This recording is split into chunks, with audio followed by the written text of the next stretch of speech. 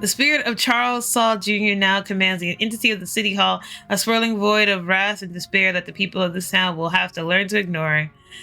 Disaster looms its tallest yet over Scarlet Hollow because we didn't want to deal with our past person, so we just left it in the city hall. Where it's like, well, just letting doom and gloom happen.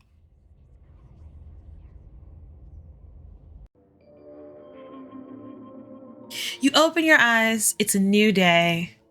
Last night seems so far away. You can almost pretend the horrors you witnessed in the annex were nothing but a nightmare, chased away by the harsh morning light. But you know that furious spirit of Charles Saul Jr. yet lingers locked behind the doors of the town hall, still tied to the earth by its hatred of you and Tabitha. An involuntary shudder runs down your spine, but your thoughts are interrupted by the buzz of your phone on the nightstand. Hey, have you heard from Stella? I haven't been able to get a hold of her. Thought she might have at least checked in with you. You check your messages. There's nothing from Stella. Maybe we should text. We should try calling her. You dialed Stella. Hey, what's up? Just kidding. I'm not able to come to the phone right now. This is actually a recording of my voice. It really isn't me. Technology, huh? Anyways, leave a message or don't. I never check this thing. The mailbox is full and can't accept messages at this time. Let's try texting her. Hey, I'm kind of worried after they ran off last night. Text me as soon as you get this chance. You wait for a few silent minutes. The message still sits undelivered.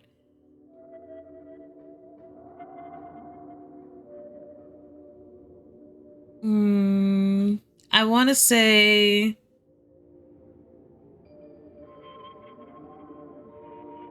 I haven't heard from her either.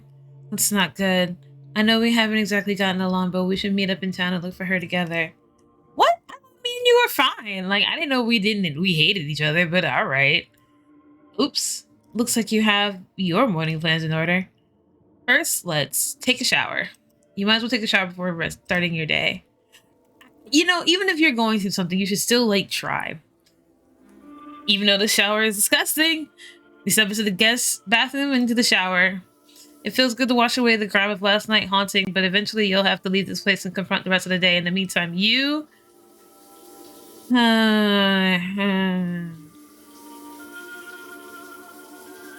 Oh, wow, there's a lot of things we could be doing.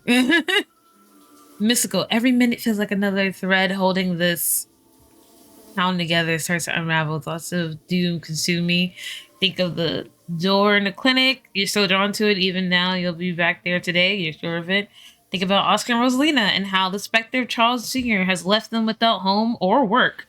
He has literally ruined their lives. Technically, so have we. Think about the afterlife is undeniable real at this point and what you've been suffering. Think about Stella running off at night. Hopefully, she's just sleeping in. Scrub off feverishly, trying to escape the memories of your skin. As if the dirt is part that coats you. I feel like realistically, I would be like trying to scrub off what just happened to me because I went through something traumatic. But knowing me, I'm going to go with the mystical option.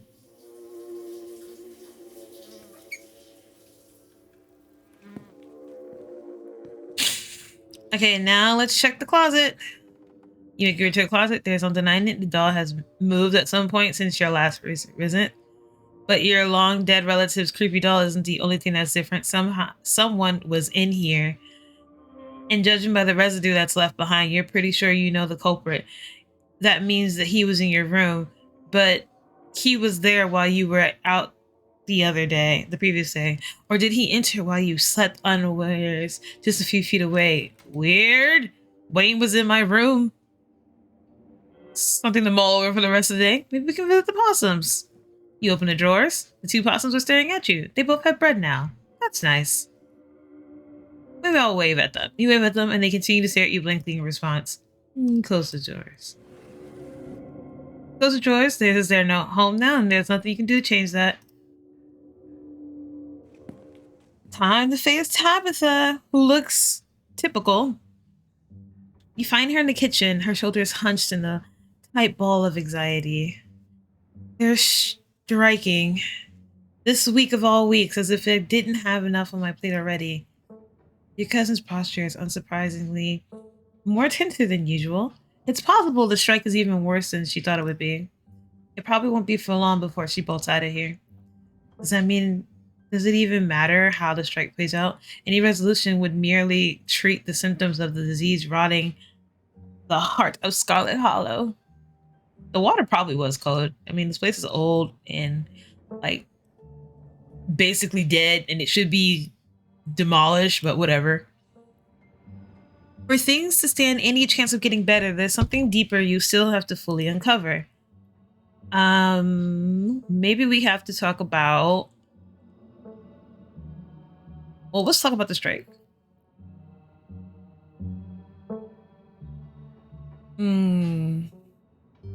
Let's ask her how does she feel about the strike. Maybe we should get a sense of her honesty. Conflicted. It's going to be tough, and despite what a lot of people would have you believe, I'm not releasing the opportunity to pick a fight with my men. I don't think many people take pleasure in breaking strikes. Parlane would have, but that's not me. I don't know. It's complicated. Everything is so complicated. It's like usually I'm pro union because like it's still her company and I want her. Because we technically own the mines or whatever, right? We own the people. We own the employees or whatnot in a way. But like, let's find out. Do you know what the strikers even want? I haven't seen the list of demands. I'm sure it's just the usual. I promise you that if any of them were in my shoes for a month, they'd be singing a different tune. A lot of employers say that, so I'll definitely get it.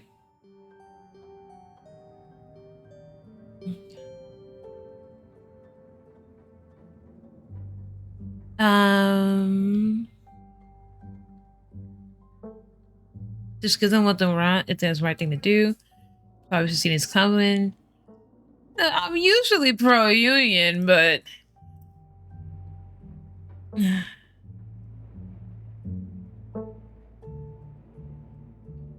it's like, come on, your mom just signed. Can they not? Right? Like, let me at least get her in the ground first. But it's fine. I'm going to sort this out. I just need to keep things together long enough for the mind to get back on its feet. Then everyone be happy and we can all be normal.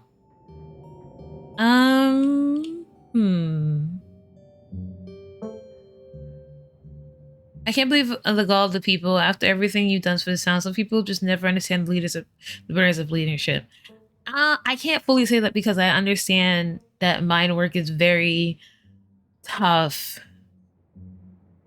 The strike is just a symptom of rot in this place, that if you don't treat the underlying disease, it won't matter who wins. I don't even know if she knows what that means, but let's see what the other ones are saying. I don't think you should fire them.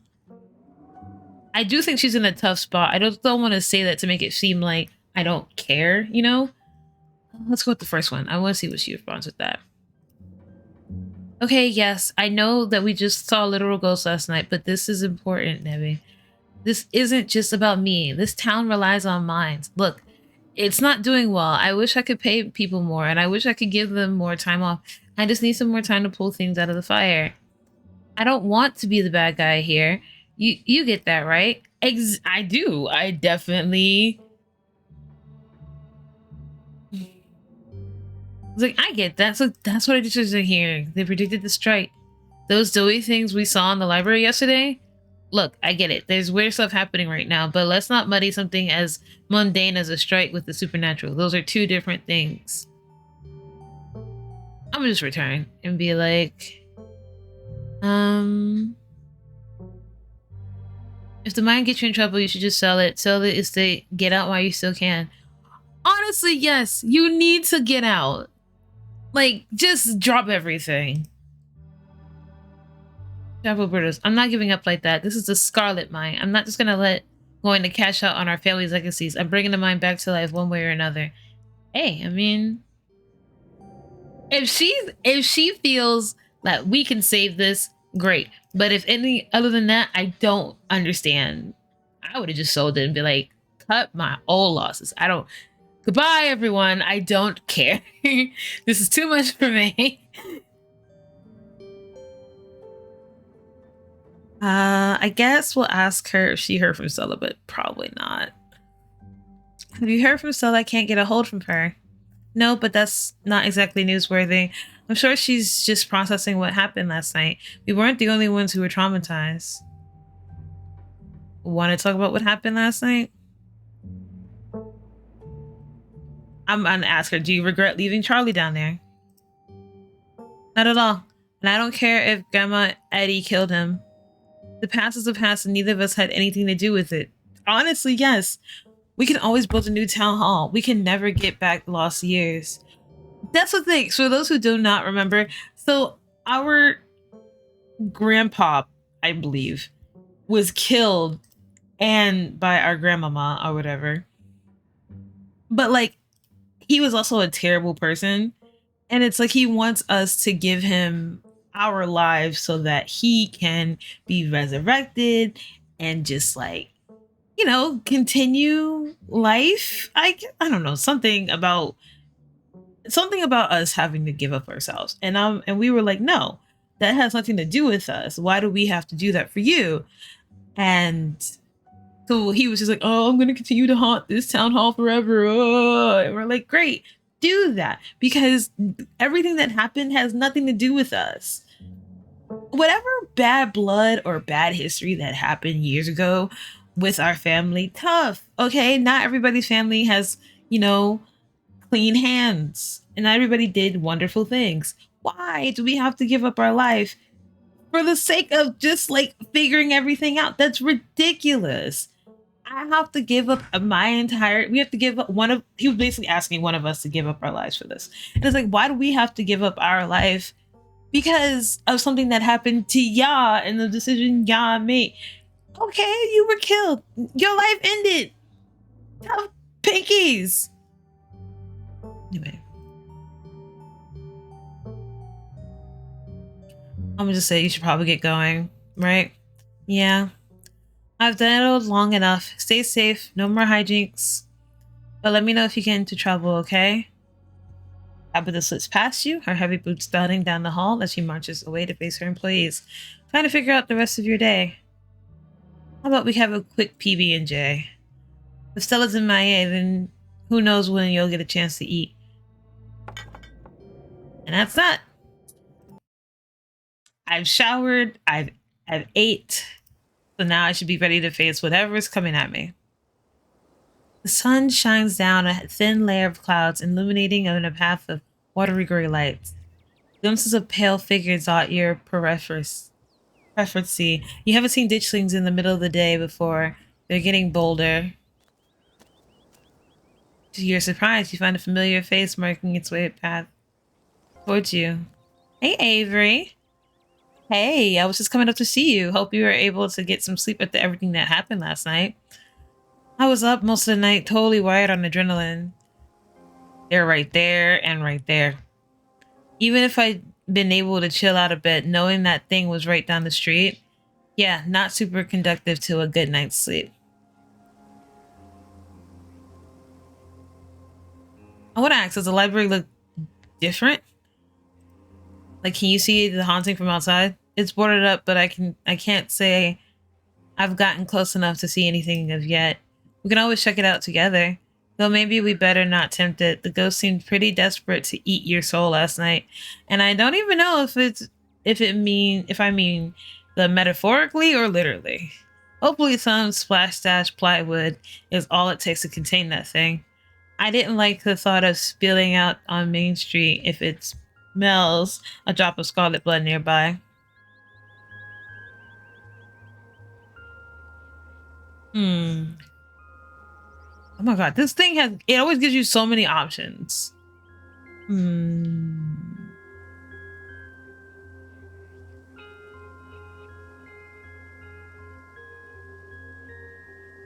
gonna say I'm glad that Tabitha was with me. I'm glad that Tabitha was with me. If I was by myself, I probably wouldn't have had the guts to walk out there. Oh yeah? I'm glad that you and your cousin got a chance to bond last night. It's good to see her care about something other than the mine. How do you feel about this new day?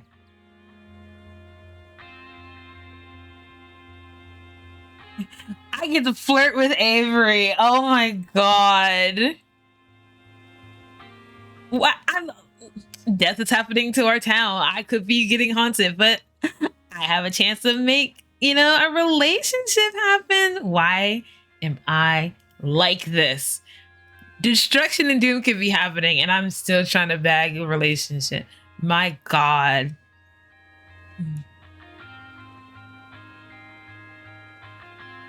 I should be like, have you heard anything from Stella? I haven't heard from her, though we don't text much, and I haven't checked with Weenie to see if she can come in for an early breakfast or anything. But if you haven't heard from her, that doesn't sound great. Seeing her like last night was awful. She's unusually so unflabby. Oh, I can still keep going. Nice. How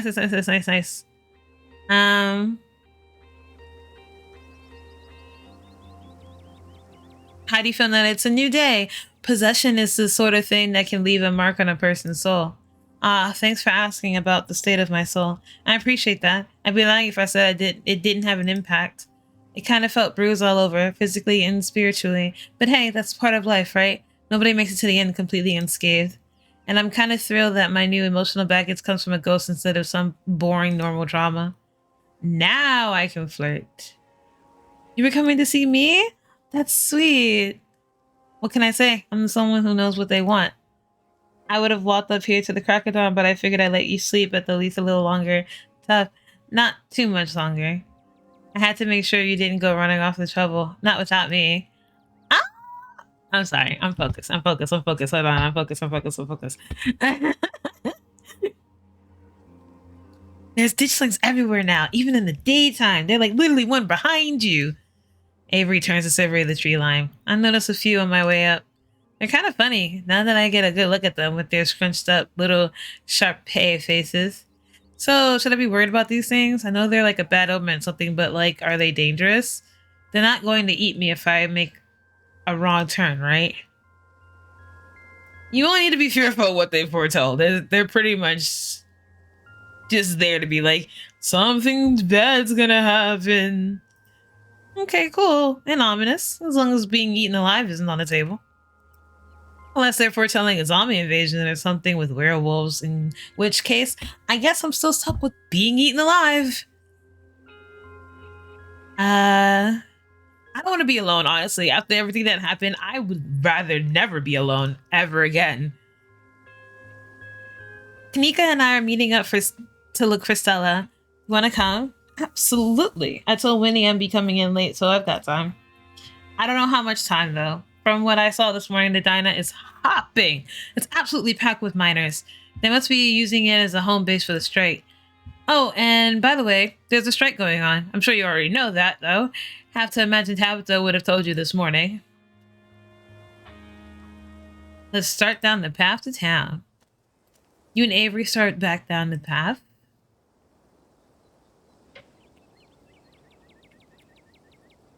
Ooh, look at that boarded up. This whole town needs to be redone. It isn't long until you once find yourself on the main street of Scralet Hollow. She looks so cute. Oh, she's so cute. Abby, you made it, and you picked up Avery along the way. Hope you're both doing okay, like, emotionally. This outfit girl is giving! I love it. Yeah, I'm not too bad. Better after seeing Evie. Ah. Love me. I don't know. It's guys. Guy. I gotta have this guy. I gotta have a guy in my face. I swear, I'm terrible. My boy craziness is ridiculous. That's good. I feel like I got crushed by a steamroller or something. So it's all out of whack, totally exhausted and super foggy. Mom has been insisting I caught a cold, and I wasn't buying it. But as of this morning, I've come around. It's definitely something beyond exhaustion, even considering the ridiculousness, the ridiculously stressful week we've all had. But I'm not gonna let that stop me from looking for Stella. Do you still think there's a rational explanation for all this? Nika sighs heavily. Rational? Sure. Rooted in a reality that, until a few days ago, I thought was devoid of all magic and supernatural shit? No. Ghosts are real. They can suck you into illusionary, illusory dimensions and puppet your body like a fleshy marionette. Next time you know, we'll find out the secret society of warlocks running the country, or that angels are real. You gotta admit, it's kind of thrilling, isn't it? Anything could be possible. You know what the new day holds for all of us. It would be a little more thrilling if it wasn't terrifying. All the magic stuff we found so far just wants to hurt us. We need a magical being that's on our side. Where are the magical girls when you need them? You haven't noticed it before. Before a split second, you feel something powerful flare up in Kanika's heart, and then it flickers out. Kanika, what if you're the magical girl? Maybe my mystical powers will finally awaken to something more proactive. I'm gonna say something like that. Kanika, what if you're a magical girl? I felt something flare up in you just right now. Ugh, I wish. But as embarrassing as it is to admit, I spent way too much time in middle school trying to see if I could do magic. And I can't. Besides, if you think I can do magic because you felt it, wouldn't that mean you can do magic? I mean, hey, I predicted the destruction of this entire town, but what do we know? I just happen to be right sometimes. Maybe you both can do magic, and maybe you need someone to teach you how to use it. That's usually how that goes. Okay, who? Isn't it obvious? Your mom's a witch, Kanika. How else could you explain her rescuing all of us last night? My mom? No way. She's just a new age crystal and herbs lady. She's not... I mean, she could be, right? I mean, after last night, anything is possible, and she did rescue everyone from the ghost dimension.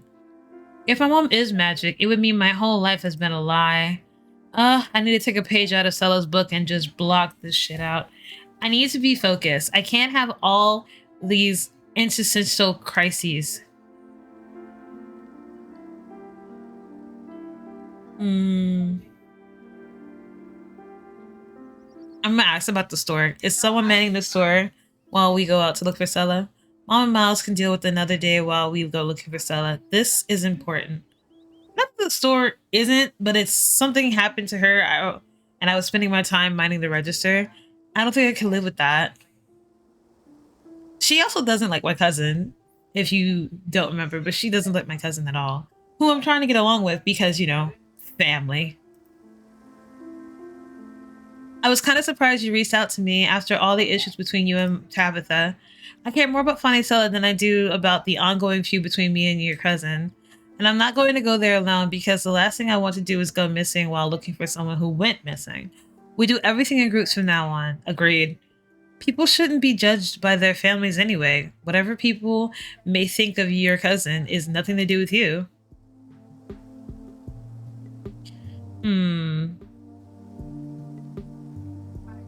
That's a lot to say, so I think that's important. I think last night just pushed her over the edge. I know I've only known her for a couple days, but it feels like she has a tendency to run from the difficult emotions. Usually she just changes the subject, but I guess this time she wound up literally running. You're absolutely right. As her friends, we can't let her be alone at a time like this. I've made that mistake before. Plus, she could get mobbed by those little weird creatures or worse. Exactly. There's no time for anyone to be off on their own. Who knows what kind of weird stuff is out there? After these past couple of nights, I'd be surprised if there was an actual Bigfoots in the woods just waiting to eat humans who wanders too far from civilization. Do Bigfoots thirst for human flesh?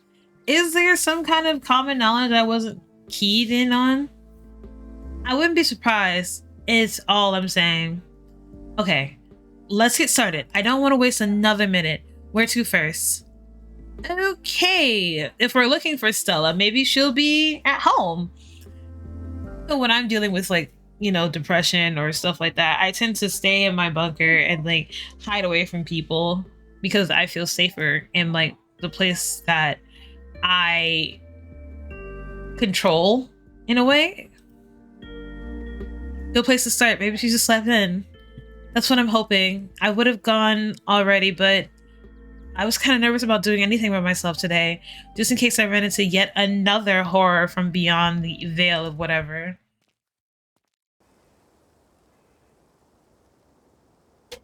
You make your way towards Stella's house. The door is as pristine as any wooden door, no bloody handprints in sight, any telltale signs of Wayne absent. If something happened here, it didn't involve him, at least not at the front door. Mika knocks anxiously on the door. It creaks open. Oh, that's not okay. Did she not lock the door? Oh my God, we're already getting to the spooky. The interior is cold, and not just physically. I swear to God, she better still be alive. There's an absence of joy and life that leaves only a chill behind. The chill of an empty house and sobering dread that comes with the knowledge that your search won't end here. The house is quiet, the world outside muffled as you take a cautious step over the threshold to the muted air of the living room. You have a feeling Stella won't be emerging from the shadows just to sleepily greet you. She better do that. Ah.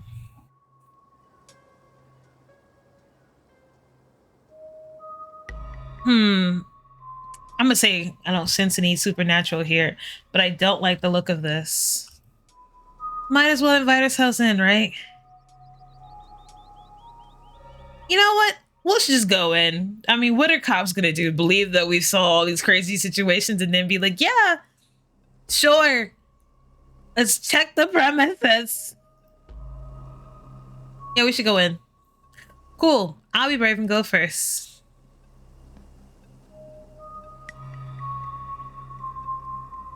Whoopsie.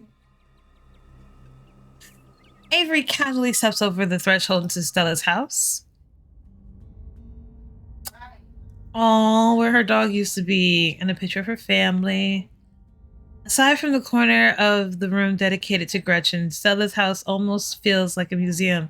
Everything organized with the sort of tidiness you couldn't expect from someone as rough and tumble as Stella, and only a handful of objects feel like they belong to her. Whatever happened to Stella doesn't look like it happened here. Doesn't look like there's a struck or anything, unless it happened in another room, or maybe someone or something caught her off guard. You didn't have to add that last part. I'm going to forget you said that and just be thankful that this doesn't look like a crime scene. Let's try the kitchen. There's a few slices of bread. It's actually cute. Oh, there's Gretchen. So this kitchen is slightly messy. A couple of cabinets are hanging open, and a loaf of bread just sits by the counter by a used butter knife. The crust on the bread has gone somewhat stale, and as much as you expected after being left overnight. Whoever left it left here many hours ago. It's a little messy, but doesn't look like anything happened here. Is it possible she came home, grabbed some food, and left in a hurry, right? Did she have somewhere she needed to be? She didn't say something. She didn't say she had something she'd rush off to. Maybe she just had a panic attack after being possessed. But that was like over 12 hours ago. I hope she'd be home by now if that was the case. Is Stella the sort of person to stop back home and make a snack in the middle of a mental health crisis? Yes. And it's comforting to think that might be all that happened. A panic attack is much more manageable than rotting ghouls or parasitic doughboys. Alright, let's try her room. That's exactly what I figured. It's messy. She's not here. Though it's a little untidy, it is unusual sort of untidiness that accumulates when somebody doesn't often have guests in their bedroom. There aren't any signs of violence. No streaks of blood to put that but might belong to a certain phantom miner. He hasn't been here. You do notice though that her jacket is nowhere in sight. It isn't in her closet, and it wasn't on the coat rack in the other room.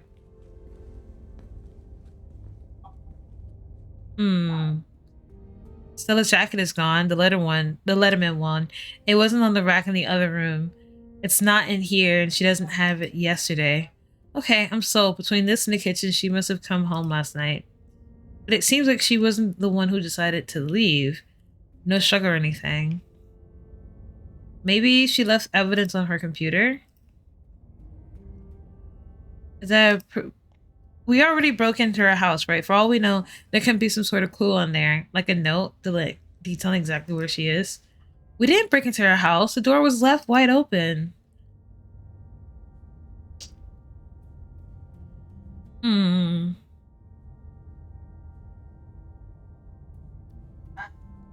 Hmm. Look, I know it's an invasion of privacy, but we gotta do whatever we can to find her. Okay, fine, but I'm going to stand over your shoulder the whole time and make sure you don't go looking for anything personal. Of course not. We're just trying to find her. Stella's type is horrifically cluttered. There was simply too many files and folders to fit on her monitor. They overlap each other in a chaotic multi-layered display. This must be a nightmare to anyone who's in the tech industry. Whoa, how do we find anything on here? I suddenly have a lot of less worry about the invasion of privacy and a lot more worried about this being a complete waste of time. Ah, the signature S. Maybe let's try her search history. You check Stella's search history. She hasn't visited any websites Tuesday night. If she came home after last night's incident, she didn't touch her browser. Aside from unexpected searches for Tommy knockers and ditch things, it looks like she's been playing a lot of Sarah McLachlan. Hey, this is way too personal. I'm going to stand in the corner while you wrap this up. See, I told you so. That's it. Maybe her tabs? It would take you all day to count the number of open tabs in Stella's browser. So numerous are her tabs that you can't see a single icon, a sea of rounded, featureless triangles from the window's edge to edge.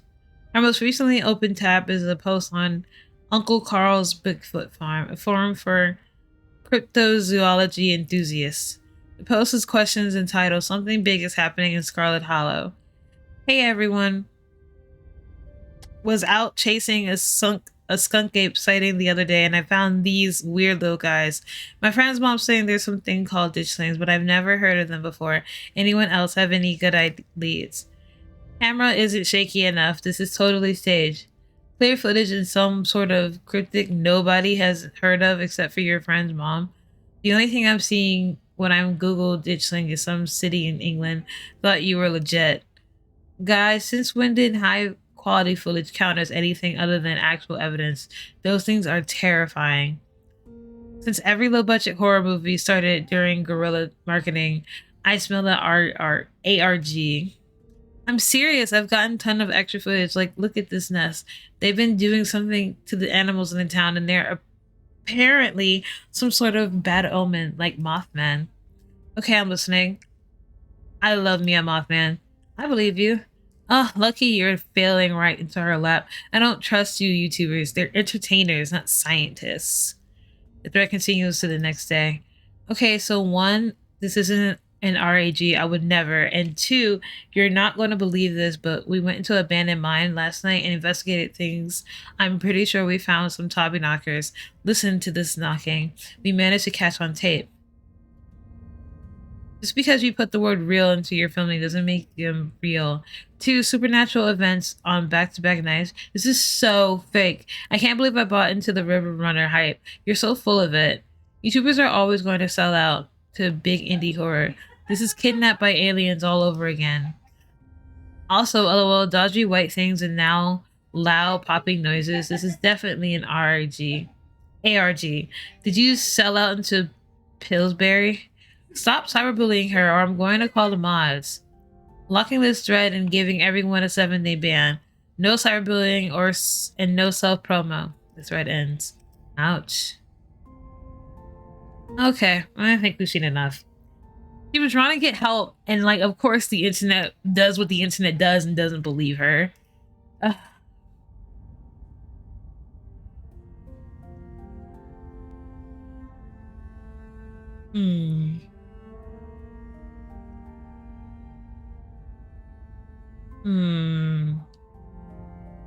I don't think there's any clues here. I don't think so either. This is what her room's been like pretty much most of the entire time I've known her. The only thing that's changed is the computer getting a lot fancier. I could use a few more houseplants. I'll put together some trimmings after we found her. She does. She still does the cockboard thing with the strings. The cockboard with strings thing. She loves putting the strings on there. I don't think they actually mean anything, but they're more for decoration anyway.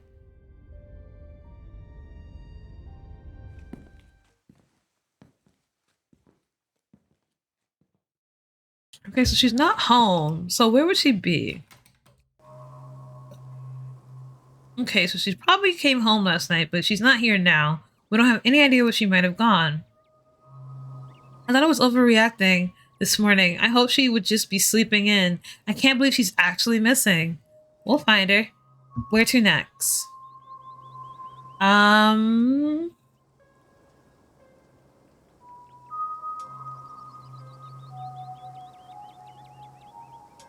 Let's try...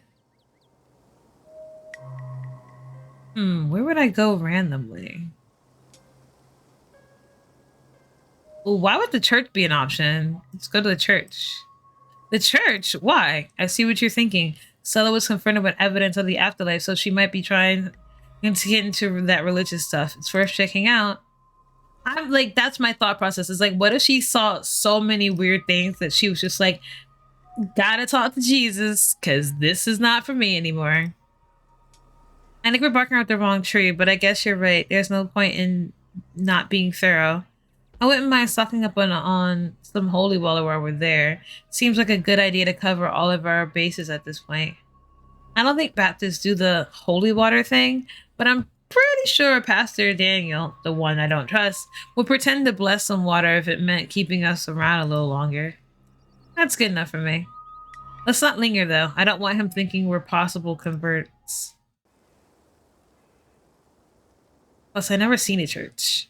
Kanika leads the way, taking you to a gradual slope towards the church. You know, I've lived here for a few years now, and I've never actually been to the church. That's probably for good reason. Where is the weirdo? My, 4 visits at once on a Thursday? This is unprecedented. But there are like only 3 of us? Oh no! Were we followed by a ditchling? Supple, people. Oh, it's just insane. What are you doing here? All the glimpses of death I've seen in the past few days have forced me into the midst of an existential crisis, my dudes. I wanted to see if faith, my God, what are words, had any answers for me. Alas, I have not found the solace I seek. Give it time, Zane. It sometimes takes a while for the Lord to work its way into your heart. But when he does, you won't regret letting him in. Be sure to look over those pamphlets I gave you, and of course, I'm always here if you need to talk. Sure thing, Pastor D. Peace, y'all. I love how his shirt has his name on it. Anyway, we're looking for Stella. She wandered off last night, and no one has seen her since. We're starting to get pretty worried. We hope maybe you or Janie has seen her.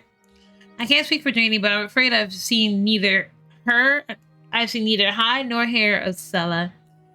If you'd like to talk to my wife, she's just over by the alpacas. So, Nebby, I was hoping I might be able to talk in private. Why does it have to be in private? It's a personal matter. I wasn't that folks to pry on this. I won't bite or anything, I promise. And we can talk here, right in the open. I guess we'll leave you to it while we check in with Janie. See you in a minute. Your friends head towards Janie and the alpacas, leaving you both with the nervous pastor. I'm so glad you decided to come up to visit me. So many young people these days seem to think that we solve their problems on their own.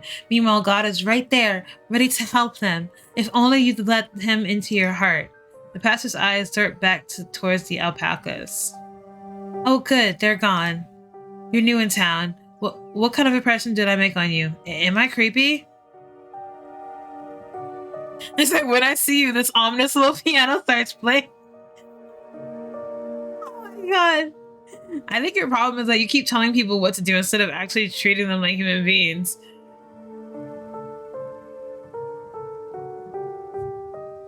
Imagine I said those. You're talking about metaphorical piano, right? Because I can't say I've ever heard one follow me around. It wasn't always like this, you know? Believe it or not, before I moved to Scarlet Hollow, I used to be pretty popular. I was one of the cool kids over at Harvard Divinity School. He interrupted by the sound of a snapping twig of a high-pitched giggle, partially muffled by an underbrush on the edge of the property. Tulip, come out here. You know you're not supposed to be playing in the woods. Tulip glances back into the woods, quiet as she hesitates. Tulip, are you going to be good? Or are you going to skip story time tonight? I'll be good. You don't have to skip story time. I can't go into the woods. I promise. I know you won't, Tulip, because you know it's too dangerous for little girls in there. Why don't you help Mama with the alpacas? It's just about time they got fed, and you can give them hay. Tulip smiles broadly, seeming excited by the prospect, and hurries off. Sorry, it had to be a firm parenting moment just then. She's just trying to run off into the woods a lot lately, and it's really dangerous, even for adults. There's this massive trash dump not too far past these trees, and it must be at least 50 years old, so it's all grown and over. Looks like it's a part of the landscape. But if you accidentally walk in on it, you might find yourself falling into the deep mounds of rusty cans and broken glass. Tulip made some imaginary friends and keeps telling us that they want her to get out there, like the word of a fictional creatures. She made up going to convince us and a good idea for her to play in somebody's old garage. But she's like 7. Of course she's got some funny idea like that. I love to get to the community to rally behind a big cleanup. It's about time It's about time somebody got rid of all the junk.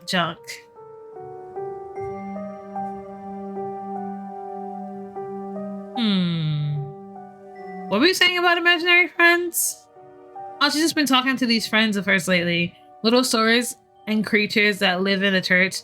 I'm sure she just saw some animals in there and decided they was her friends. It's nothing to be overly concerned about, except the trash heap situation. Out of the corner of your eye, you see Kanika and Avery walking back to the two of you. They must have finished talking to Janie. Janie said she hasn't seen Stella either, so we better get going. Thank you for dressing up here, Debbie. We got the feed alpacas and we're so cute and soft. It was awesome. And Janie said she'll be back. She'll come by diner come by the diner with cookies for the miners. A few extras for me, of course. She's so nice. She even offered to bring me some since I was feeling under the weather. So hope your talk with the pastor went well. Yes, we had a great conversation. I appreciate you stopping by even if it wasn't under the best circumstances. I'll let you be on your way.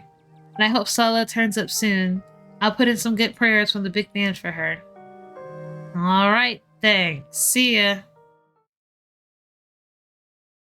Oh, she's not at the church.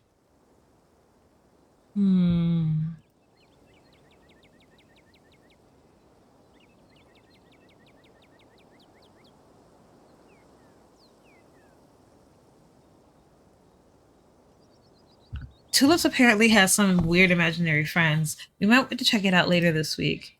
Kids make up imaginary friends all the time. Let's not get too distracted until we find Stella, though. Where to next?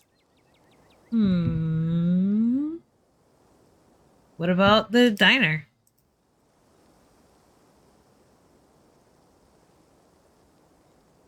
Here's hoping Winnie doesn't try to rope me into clocking in too early.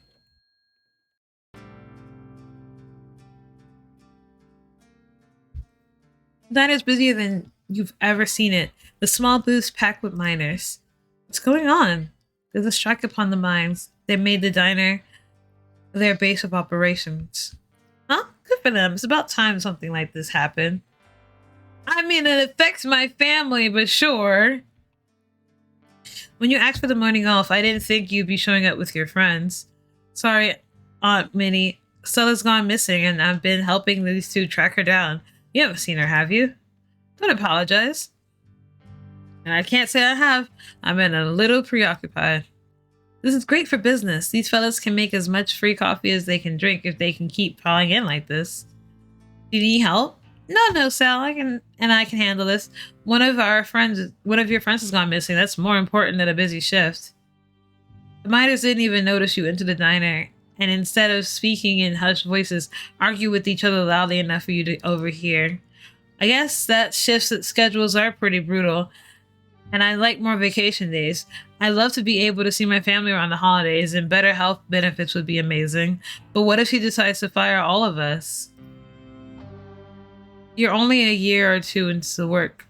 You're only a year or so into work, and trust me, the longer it goes, the more it sucks the life out of you. At first, you're just unhappy, but you figure you can weather it until you find something better. A paycheck's a paycheck. Next thing you know, you've lost years of your life to a company that doesn't give a solitary shit about you, that gives up every free second it can suck out of its workers, and pays us just enough to survive, but not so much that we never save enough to get the hell out. But we could get fired for all of this. I really need the paycheck. I can't get fired. And the company's housing, that makes a big difference for me. Right, the company's housing. How generous of Tabitha to put you in a company old shack that ain't had maintenance done in decades, taking a big chunk right out of your paycheck that sure as shit ain't going towards property tax and upkeep alone.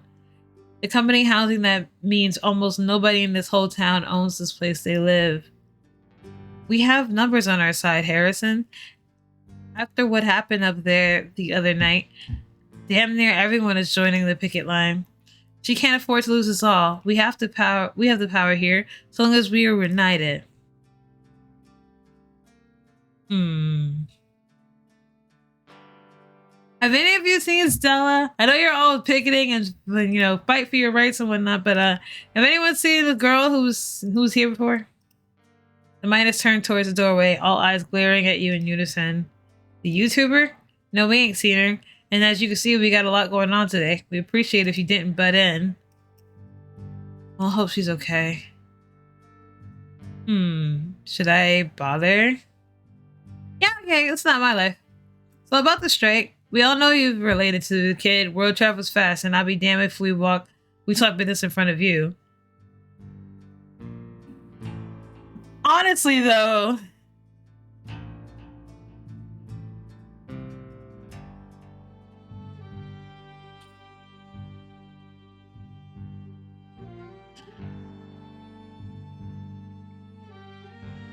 Hmm. Like, look, I support you guys, but maybe you could save this until next week. Tabitha's mom just died. The whole strike thing is hardly fair. She's having a hard time. Oh no, Nebby, read the room. Oh, she's having a hard time, having a difficult week. Is that what she's forcing her workers to go back into the mines? Not 2 days after a collapse. We don't care if it's the worst week of her life. She's been overworking us for as long as anyone can remember, just like her mother before her. It's time somebody stood up and stopped it.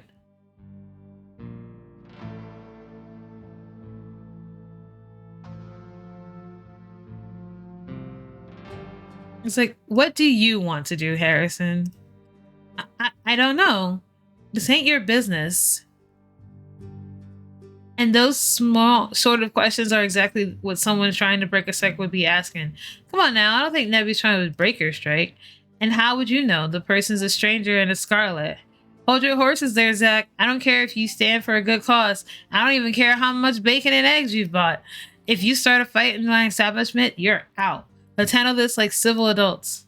You heard the lady. Don't get involved or we'll have to take it outside. I just want the record to show that just because I'm currently standing next to Tabitha's cousin, that doesn't mean I'm friends with Tabitha's cousin. I barely know this person. Wow. Thanks, Kanika. So glad that I know you. It's great to know that you're here. I'm gonna go now.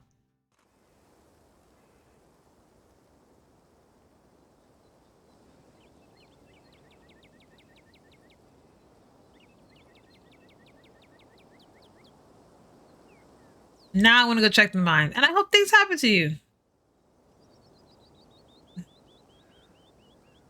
Yes, the place your oh so generous cousin decided was suitable for habitation. Hey, it's better than nothing, I guess. It's a roof over their heads for the time being, or what's left of a roof. After everything they've been through, I can't believe she'd make them stay in a place like that. You don't get far from the sound of growling, desperate hiss grabbing your attention. Oh! You see a ditchling approach a concerned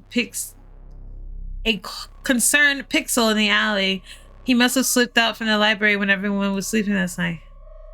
The ditchling is distracted from the hunt by your rival, cranes his neck to face you, its eyes straddling on you like an alien in indifference. In the distance, you hear furious padding of many feet approaching. You won't be long for long. Like, hey, quit! The words feel meek as they leave your mouth and the ditchling's unaffected turns back to corner to prey. Is there a pipe or something laying around? Maybe we could scare it off. Don't you hurt that cat! There's no time. I'm grabbing Pixel. Before you can retreat, a small pack of dolls around the corner. Oh, that's. Oh my god. Ooh. That's. That's something I didn't want to see. Before you can react, a small pack of dogs around the corner. They pounce on the creature, pulling it from its wall, and then taking turns biting and tearing it at it until it's ripped to shreds. Oh my lord. And they leave it like nothing happened. Their task complete, they saunter towards you. What the? It's Daisy and Scraps too, the dogs that ran against Mayor Jimmy in the last election. And every other dog in town, all together in some kind of ditch hunting gang. Pixel's timidly steps towards you. Pixel, you get out of the library. Oh, you poor cat, come here. Oh, so cute.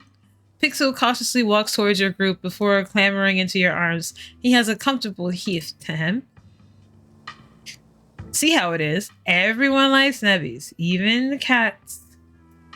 Thanks for help keeping him safe, dogs. The pack of dogs scampers off and their work done. What the hell is going on in this town? Dog politics. I love it! Pixel was saved! Hooray! We saved the cat. Pixel and tow, you and your companions continue on your way to the old Maxwell Place. The old Maxwell Place, it's clearly once a mid-century modern home, and undoubtedly quite stylish for the time. But it's been abandoned for unknown decades, and moss and vines choke its exterior, barely concealing cracked walls and dust-clouded glass. Before you approach, the door opens and Oscar's head pokes out from the entryway. Hello?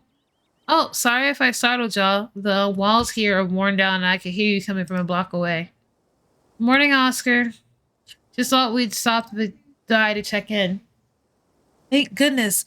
You found Pixel. Rosalina's been beside herself. Oscar's voice is tired. He had a long night, and it shows. His graying face seemingly having aged in hours since you last saw him.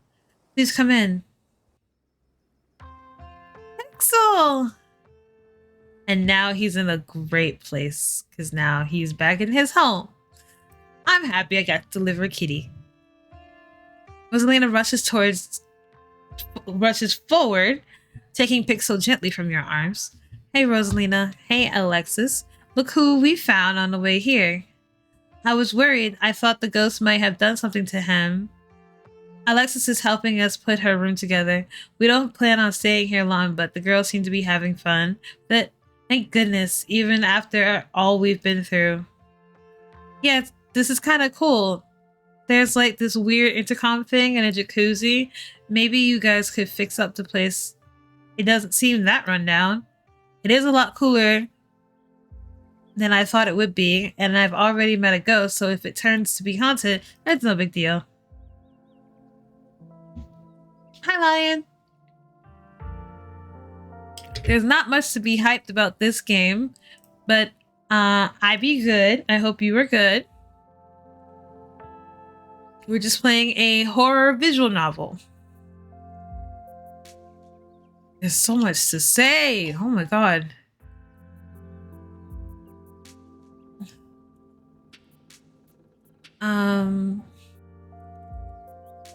Sorry again about the library. There's no need to apologize. It was a building. You're a person. You matter more than a pile of stones. I do kind of wish we could go get our stuff. Thanks for letting us borrow some of your clothes, Alexis. You can borrow some as much as you need. I've got plenty of shirts, and we can do laundry at our house too. Of course, there are some family heirlooms that I'd rather not lose. Portraits of my parents and my father's mining jacket.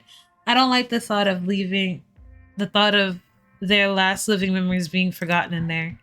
It's the fact that they stole the library from me too. That really stings. But what are we gonna do?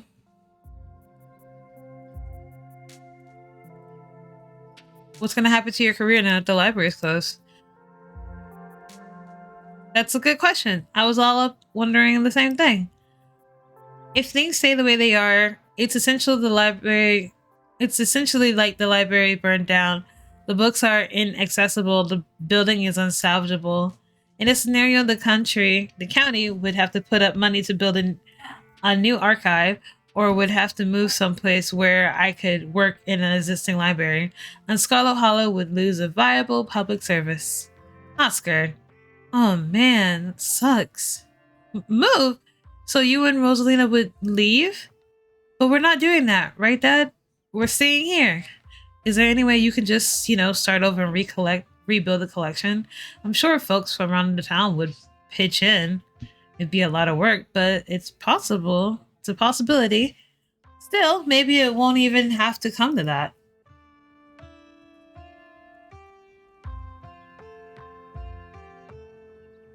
But like, y'all not traumatized for being possessed? I feel like I don't even want to ask that because I don't want them to think about it. But like,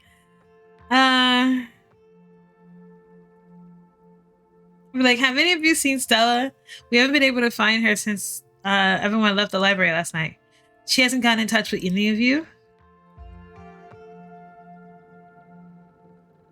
So I'm guessing that's a no.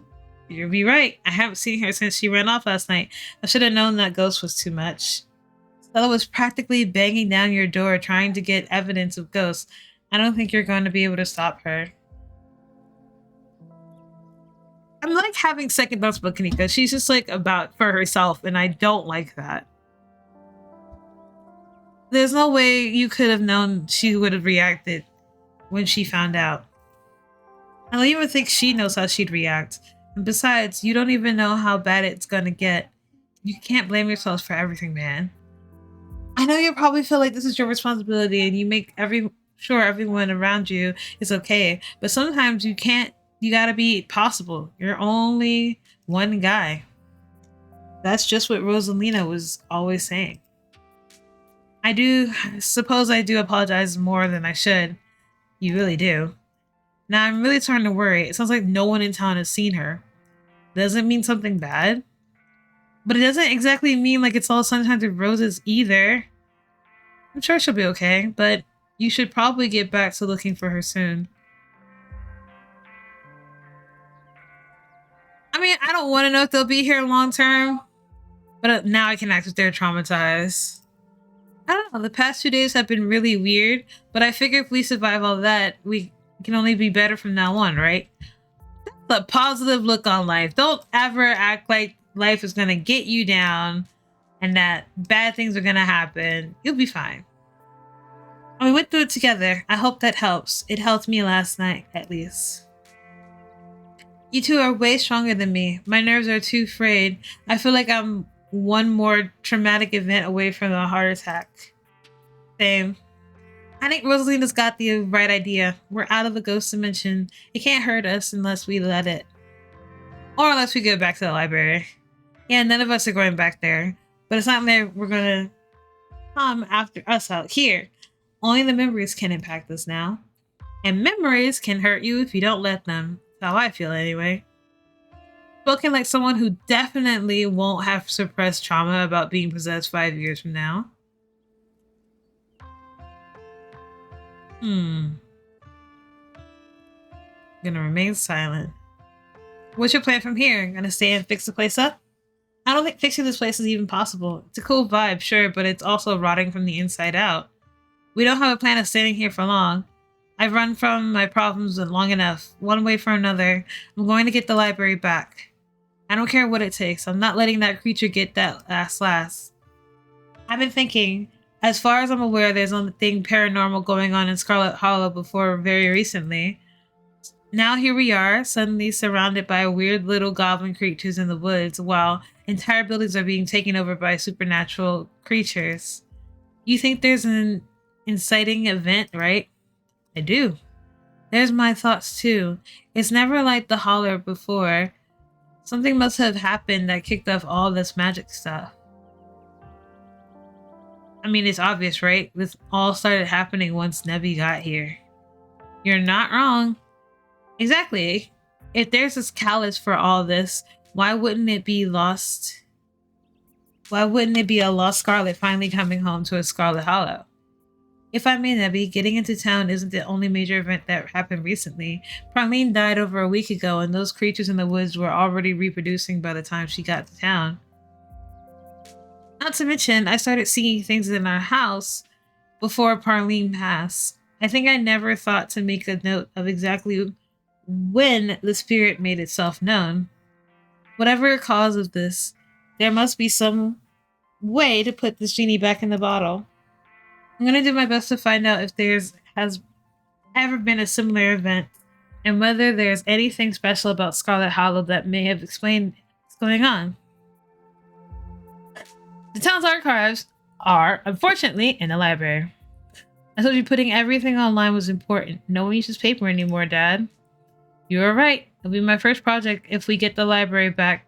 I've learned my lesson. Until then, I'll just have to make do with what I can find online. We will fill you in on what little we know. So at least have some place to start.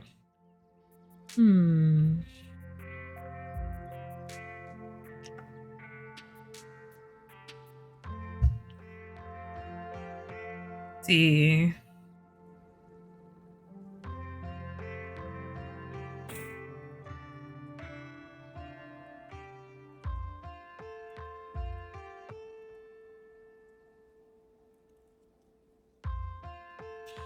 Whatever we're doing next, I feel like we're missing a vital team member. We need to find Stella and fast. I agree. We need her brazen energy if we're going to do anything some serious sleuthing. See you around, Oscar. Let us know what you find. I will. We're going to get the library back and we're going to figure out whatever's wrong with this town. So that's Oscar's. Any other ideas? Let's go to the mines. Guess there's a decent chance Stella went to find your cousin. I can't say I get it, but it's definitely something we should do. Don't you see? Oh, come on. The two of you have such a dynamic, classic dog and cat situation. Come on. I'll drive us. I am unhappy with the treatment I am receiving as a worker. Something, I don't know what that is. Better hours now or none at all. Scarlet, more like toilet. That's not even clever. A wall of bodies, picketing signs, and megaphones in hand, forms of human barricades around the entrance to the Scarlet Mines. Hope it's not weird to talk to them while they're in the middle of all this. Don't worry, I know these guys. Most of them are at the diner at least a couple of days a week. They'll be chill. Will they be chill talking to Tabitha's cousin, though? Look out, fellas. That's the boss's cousin, and Zach said these kids were just down in the diner acting suspicious. Don't engage.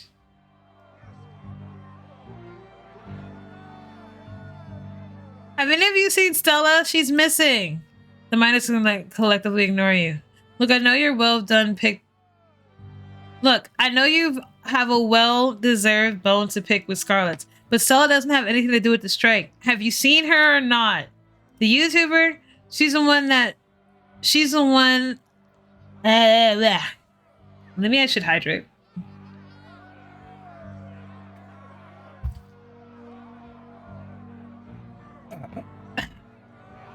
She's the one with all the banned from property posters, right? We haven't seen her, and we've been out here all day, so we'd know if she come by.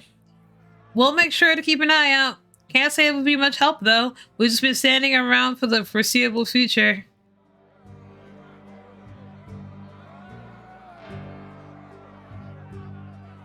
I need to talk to Tabitha. So you're saying you want to cross the picket line? You don't have you don't have to literally cross the picket line to get inside. There's always a hole Rosalina used to sneak in the other day.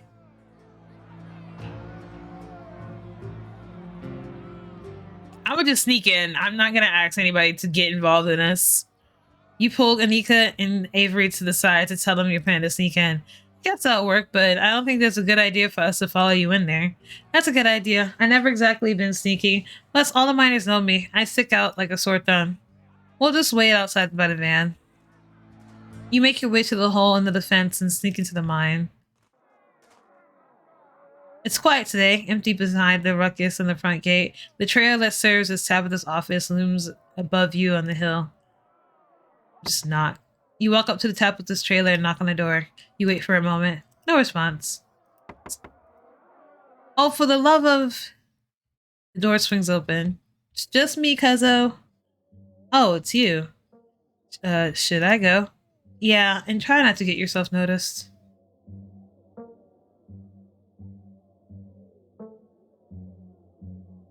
Hey, do you have a moment? It's important. I can make some time. Should I? I already said you can leave. We can talk more later. The door clicks as Rodriguez leaves Tabitha's office.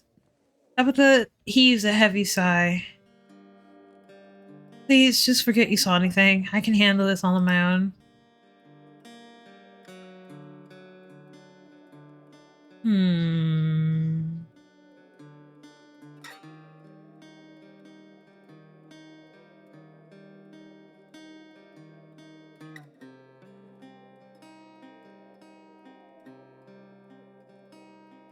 You know I can help you out here. I've already pressured some minds not to join the strike at the diner. We're family. You what? Look, I appreciate the gesture, but I can fight this battle by myself. You really don't have to stick your neck out for me. I know I'm not the most popular person in town. You don't need to ruin your reputation on my behalf. I'm sure you didn't come all the way down here to talk about a strike. Why are you here? Don't get me wrong. It's nice to see a family face, but you shouldn't be up here. This is my battle to fight. Oh, we could really just say, like, we can hang out and I miss you. Stella's still missing, and we've been looking all over town for her, and we don't have any leads. Edward groans with anxiety. You don't think, Wayne...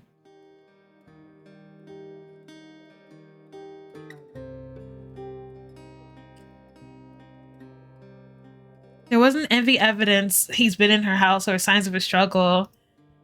How do we know that she's even went home last night? She ran off in the opposite direction. She did. Seems like she just at least went there to grab her jacket. Stella's been known to disappear for days while doing her videos, but I think we both know that's not what's going on. I'll see if I can figure something out. Because if you didn't know, they used to have a relationship, so of course she would know somewhat of what's going on with Stella. And I was hoping she'd give me more than that, but whatever. I'd be like, you have time to hang out later? I miss you. You do? You're not joking? There's so much on my plate right now, but I'll see you tonight. Maybe we can have some ice cream or something, if you want to spend time together, I mean. I better get back to work. Stay safe out there. Call me if you run into trouble, but please don't go looking for anything today, okay? I don't need you going missing too. My cousin is nice to me. Love that. You don't look like you find any new leads. It feels like we've done our due diligence here. Come on, I'll drive us back to the town and we can figure out the next move from there. Where to next? I guess we can call the cops now. Are you sure? Nothing against the officers of Scralet Hall, but you just met them. Do you think it's worth the trouble? As unhelpful as they are, we're dealing with a missing person. That's cop stuff. It's probably going to be a more formality than anything, but there's no point in not covering all of our bases. It's doing a lot of black scenes. Oh, he just looks great. The police station is exactly what you expect from a town the size of Scralet Hollow. It smells strongly of coffee and faintly of aged furniture and paper.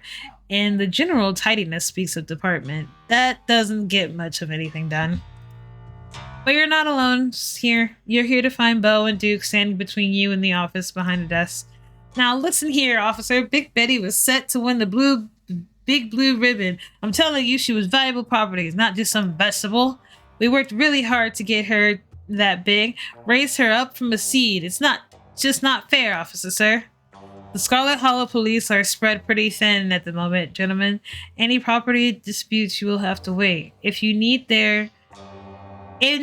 indeed there is a dispute to be had, are you sure it wasn't some animal? I'm telling you, I know who stole her. There's no good bastard Julius Termine has been stealing what rightfully belongs to the Calloway's for all of his life. And you folks ain't done the lick of policing to put an end to it. I told you we were better off handling this ourselves, Daddy.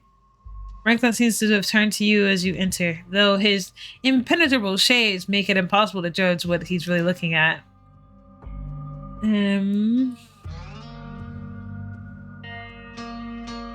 Stella's run off last night, and she's still missing. A missing person? Apologies, Mr. Calloway, but I've got to handle this first. Deputy Franklin makes his way back to the desk, pulling out a few forms before entering the front. If one of you could fill out these forms, please. I can take care of that. Thank you so much for taking it seriously, Mike. I know Stella has a tendency to go on hiking trips, but this feels different. Okay, I swear to God, if she ends up being dead, I'll be really upset because, like, I get you were possessed and there's, like, things happening, but I actually liked her as a character. Now, hold on. You're gonna help them right away, but you're giving me the runaround? That ain't fair. Mr. Calloway, this has been a matter of life or death. I'm afraid it takes precedence over a minor property dispute about a vegetable. You and I both know Stella always tromping around in the woods, and it ain't something anybody needs to fuss over.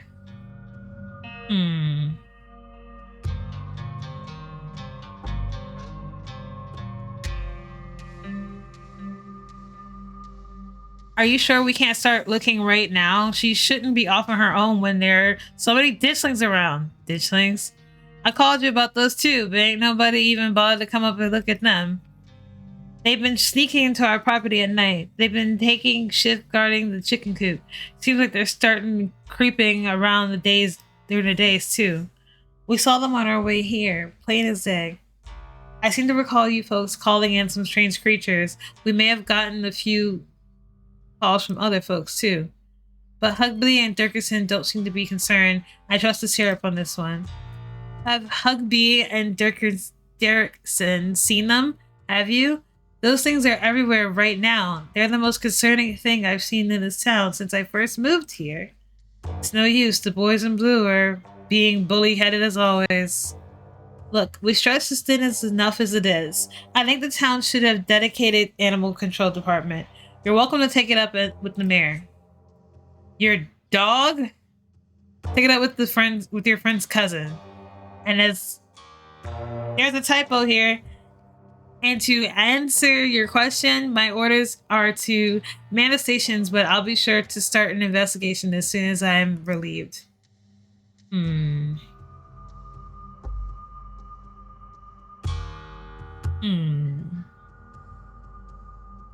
Weird question, but are you a part of a cult? Just like randomly, like, hey, cool. Just throwing it out there, completely random. Part of a cult lately? Joining some sneaky Kool-Aid over there?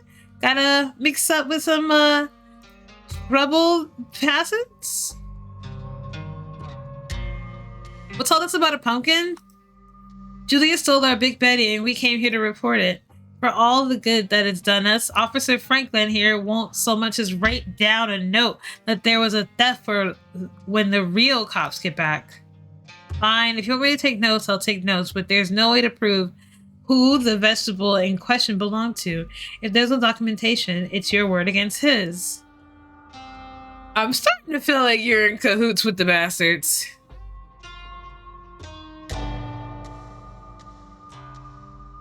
What makes you think Julia stole it? You're poking a wop's nest, Nevy. There's hundreds of years of history here. He's been clamming Big Betty, and since the day one on account that he thinks we planted it on his property. He got himself confused about where the property line is, as always. We'll get our fair share of calls from Mr. Tremaine as well. Not that I am at liberty to discuss confidential police information. He'd be perfectly willing to bury the hatchet if he weren't such a lying, pumpkin-stealing rat. You know, Julius is a friend of mine. He's a lot of things, and he's definitely a bit of a conundrum. But I've never pegged him as a thief. I didn't know Julius ever talked to anybody. It's a strong word, but I like to think that we have some sort of understanding.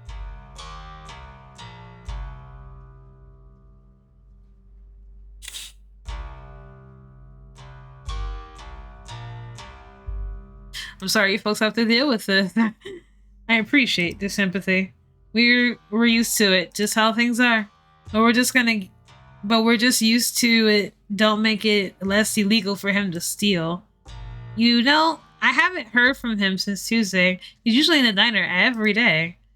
Even if he didn't take Big Bitty, it'd be worth doing a welfare check. Look, kid, I love to help, but the sheriff is standing order to not step foot on the Tremaine housestead. The man loves his booby traps. Ooh, that's bad. Is that so? So we're just gonna be giving me and the boy a run around all morning? Those booby traps have never stopped me. I didn't make the rules. You'll just have to take it up with Sheriff Hugby. If I may, sir, ain't that might big cowardly of you? I thought police officers were supposed to be brave. That's right. You ain't even doing the bare minimum right now. This isn't about courage, big man. This isn't about being lazy. Mr. Termine, this is about public safety and about the sheriff's judgment and authority outweighing my own. Look, I've been to Julius's 100 times. I can tag along and make sure nobody gets hurt. Look, I'll pass it along when he gets back, but he has his hands full right now. I can't make any promises. You better.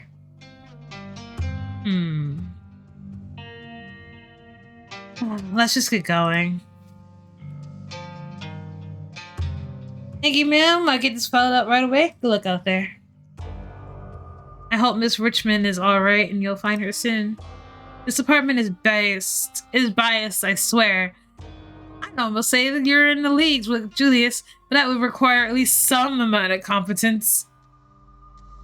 The Scralet Hollow Police Department takes no sides in familiar disputes. We're merely in pursuit of upholding the law, and we're doing a damn fine job of it, Mr. Calloway.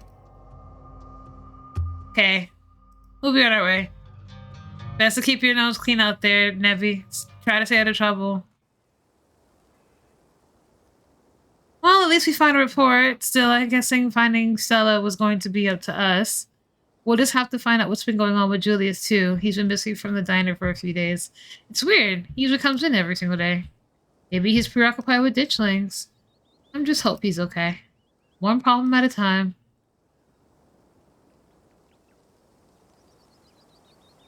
Nobody ever seems to say anything to undermine her except for your daughter. And her daughters always clash with their mothers. This town trusts her. I will be right back, my darlings. I have to use the bathroom, so...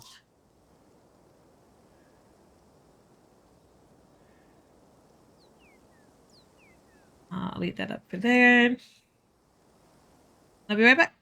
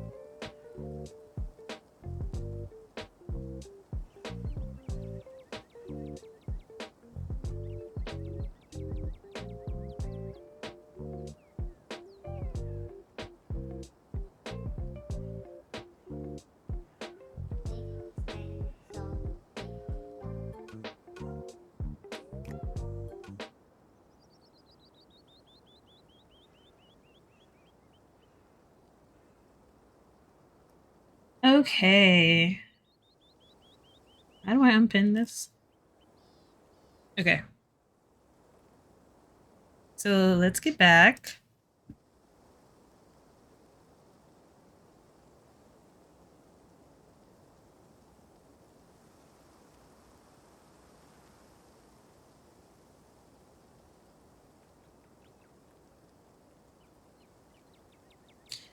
I You have to see her. She's the thread that's tying everything together. But at the back of your mind, you can't help but feel as there's something more than fate drawn you to the tea room. This probably is, like, to be completely honest.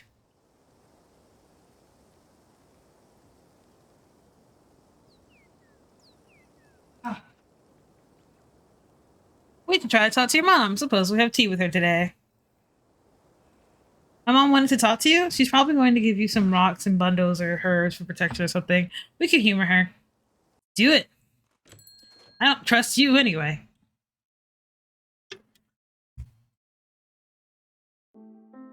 Anika, there you are. You were supposed to stay in your bed today, remember? And hello, you two. Hope you've both recovered from last night's fiasco. We haven't. Mom, sorry.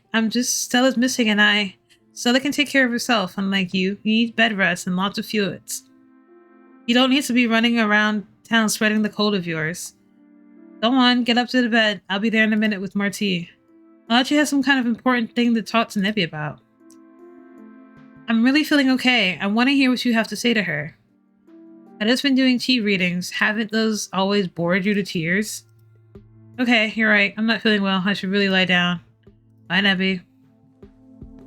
It's like she wants to deny everything that's happening, like she hasn't seen it, like she wasn't possessed. Like, girl.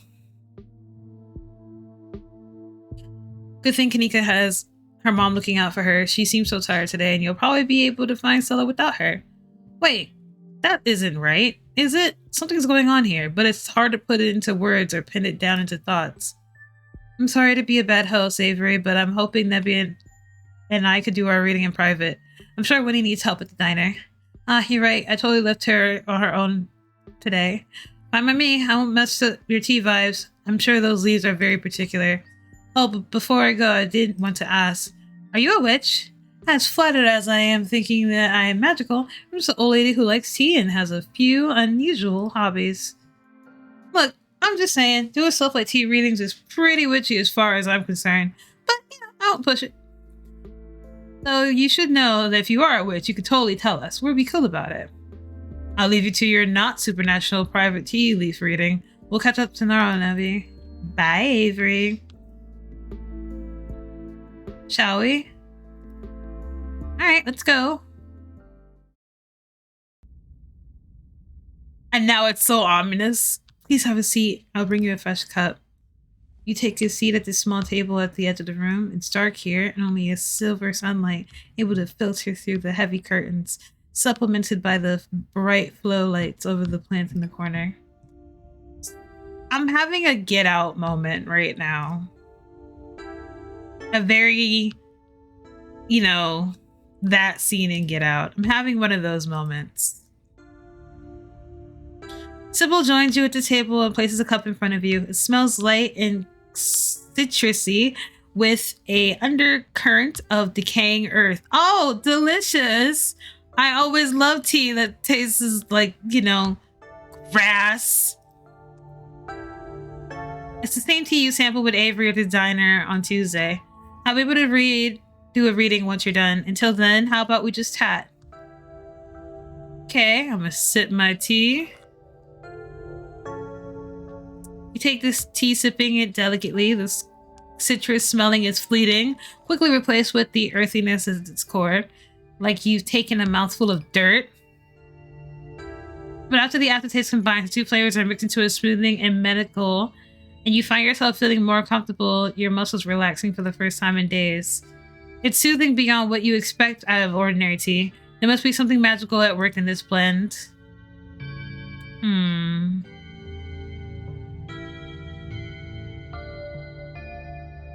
So, how'd you end up in Scarlet Hollow? Oh, my family's been in the hills for a long time. That's how I've known so much about the local flora. Everything I've learned has handed down from generations of hill folk. There hasn't been a reliable doctor up here, especially not one most folks could afford. They have to figure out their own medicine. The other day, you promised to tell me, what was it? Unsavory tales of my mom's youth? I most certainly did, though I thought I might have been exaggerating for a dramatic effect. I'm prone to do that. And a town this size, you get to know everybody, no matter what age difference might be. Vivian was a little younger than me, which meant I always had a certain older sister instinct about her. Her family wasn't good to her. Perline was a lot like your great-grandmother, Edwardine, which is to say she's not a very kind woman. Similar to Tabitha, it was more social grace and considerably more hatred for her fellow man. But your mother wasn't a shrinking violet either. She was just as stubborn as any Scarlet, so her family choosing her as the punching bag made her quit to rebel. Made her quite into the rebel, I'm sorry.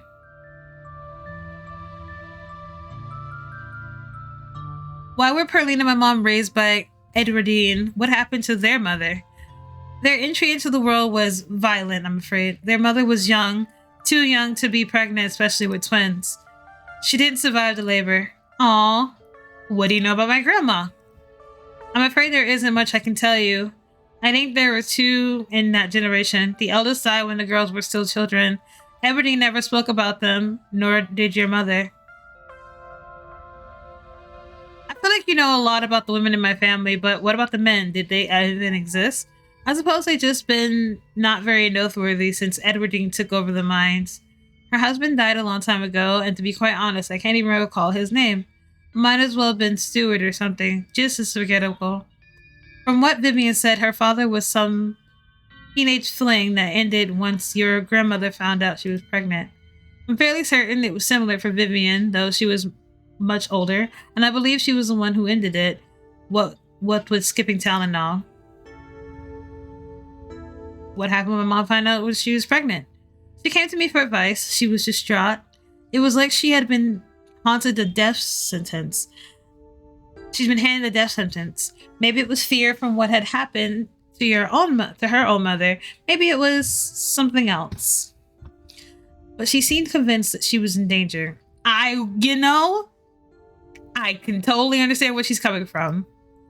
Tabitha had already been born by then, of course, but she was born in wedlock, so I assume your mother worries has something to do with religion. Though the Scarlets weren't particularly religious as far as I knew. But the way Vivian was that night she came to me, it's stuck in my mind. It always been me wondering what it was about your family that made her panic so much at the thought of having a baby. Could it be that one day said baby might have to give up their soul?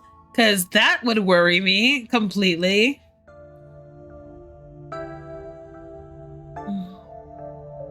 What's with this mystery ritual? If you have something to tell me, just come out and say it. I need your tea leaves first. I have the pieces of the puzzle, but the leaves should help to give me a full picture. Alright. You close your eyes and take another sip and then another. It's delightful. The tea is gone before you know it. The small cup empties, save for what's left from redehydrated leaves coating the bottom. Oh good. Glad you found the teas palatable enough to drink. It should do some good. It's one more of the more medical blends. Now, on to business. Sybil takes a cup from you, staring thoughtfully down to the sludge. Oh dear, this does not bode well. You've just got about every warning that can fit the bottom of the cup. Cross, kettle, hourglass. All of these mean death, misery, and difficulty, and the hourglass ties it all together with definite urgency. It's fair to assume that this has all to do with whatever the ditchlings. Something is coming, and whether any of us can stop it, I'm not sure, but we might at the very least be able to figure out what it is. And there's a central figure here, a cat, an enemy, lurking in the plain sight.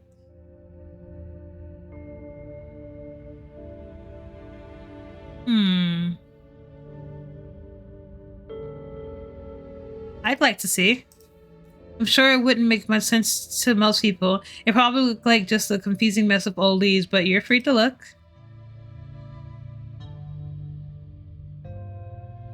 I see none of that. I don't know where she's seeing any of that, because I'm like, where are you getting an hourglass or a cat or anything like that? You take the cup and you're staring down at it. It's just leaves. There's no pattern, nothing swimming together, or the drag of your tea to give you a warning or promotions. After a long moment, Sybil takes up the cup back from you. I hope that settled your curiosity. Don't worry if you couldn't make sense of it all. It takes years to learn this sort of thing, even for someone with your prosperities. This is super loud in my ear for some reason. I don't know why they perked up the music so loud. She winks conspiratorially.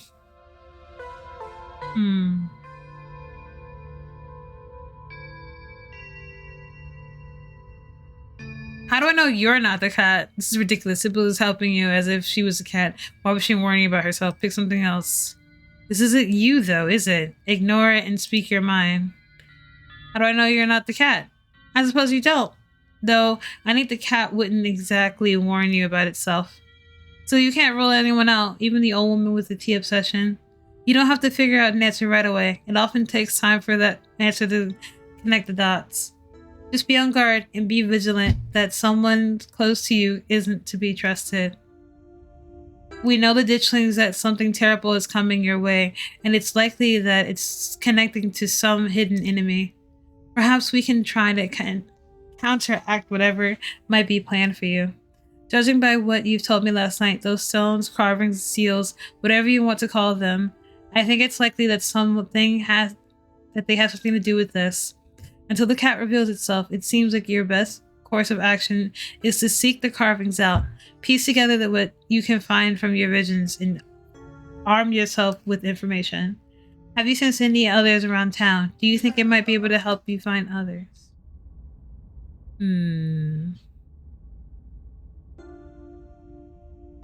Even just remembering that enough is to tug at you, compelling you to return to it and open the other side.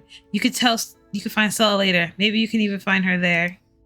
What's important now is finally seeing what's behind the hidden plank.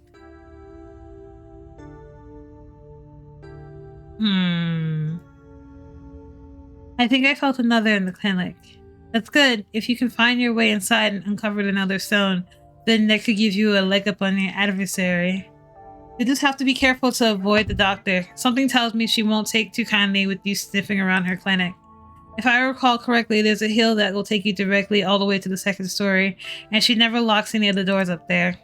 Just in case that's useful information, I think that's all I can offer. I hope this conversation has been illuminating, even if it brought more questions than clear answers. You've helped me last night. Why don't you come with me? Honestly, it's what I'm thinking. Oh, see? Is she like teaching you to cultivate your gift or your weird or whatever it's called? I don't know what she's doing. I think she's trying to she's obviously a device to push the story along, but I feel like she's trying to guide us into the right direction. I've been able to see through the spirit's illusions, but I'm not some kind of powerful entity. I'm an old woman. I have trouble with my knees and my eyesight isn't what it used to be. In most situations, I'd be more a liability than a helpful companion. Imagine if I'd been in those mines with you. Some use I'd be struggling to climb over rocks and ladders, throwing my back out from all that crouching.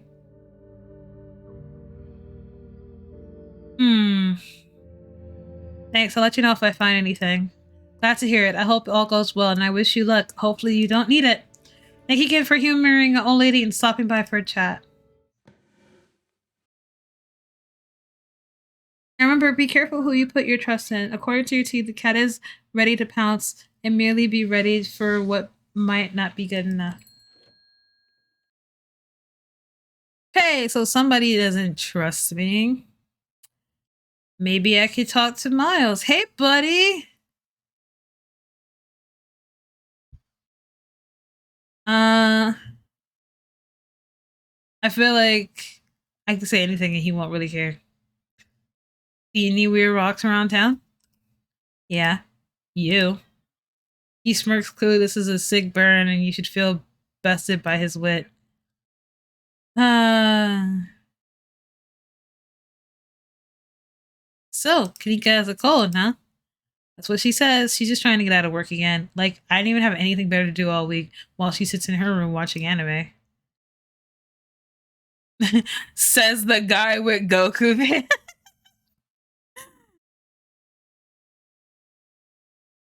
Says the guy with Goku pants.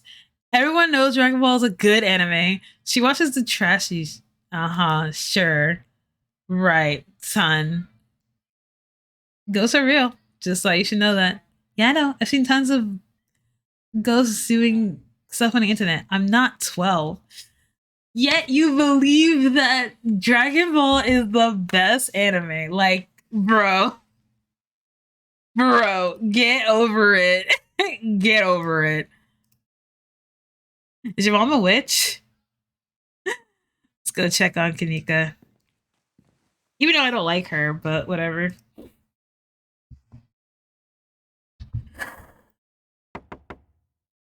Mom, I really don't pay you any more tea. I think I'm just gonna lay down for a while.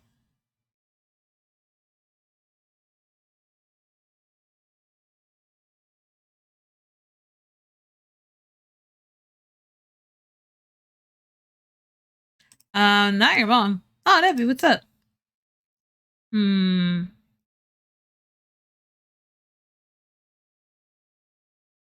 I need to talk to you. I'm exhausted. I probably shouldn't have pushed it, or I'll wind up worse off tomorrow. All right. Well, I'm going to the creepy clinic alone.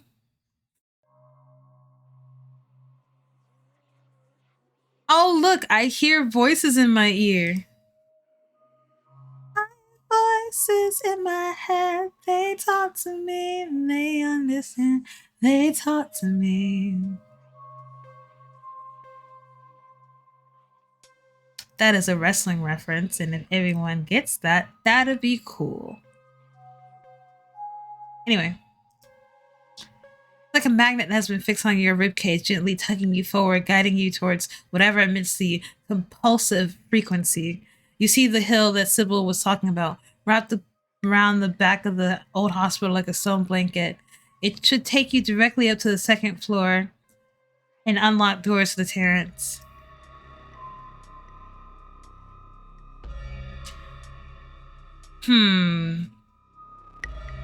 I just want to talk to Reese. I just was like, hey, you want to help me sneak in to your house?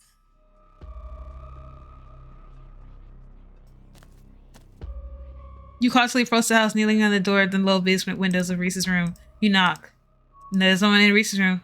Reese must be elsewhere. You found at times that if you hadn't wished to be seen, there's nothing stopping you from remaining hidden.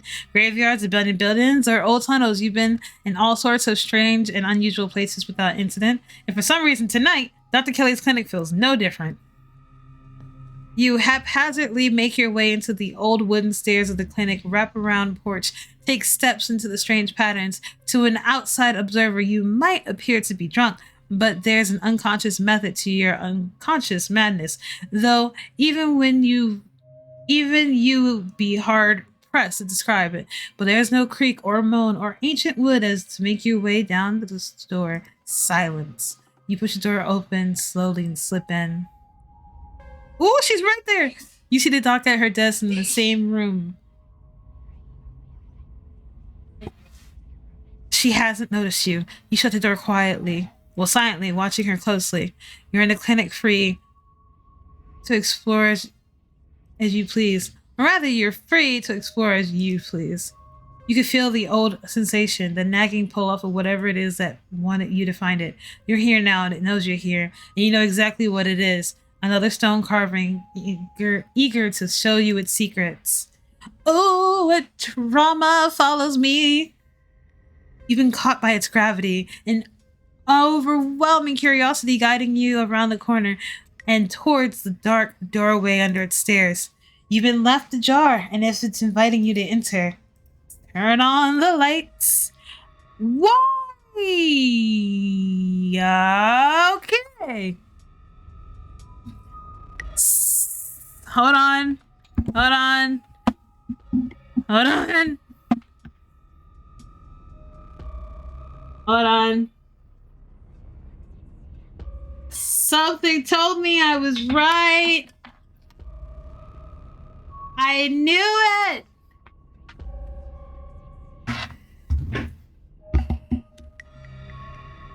Hold on.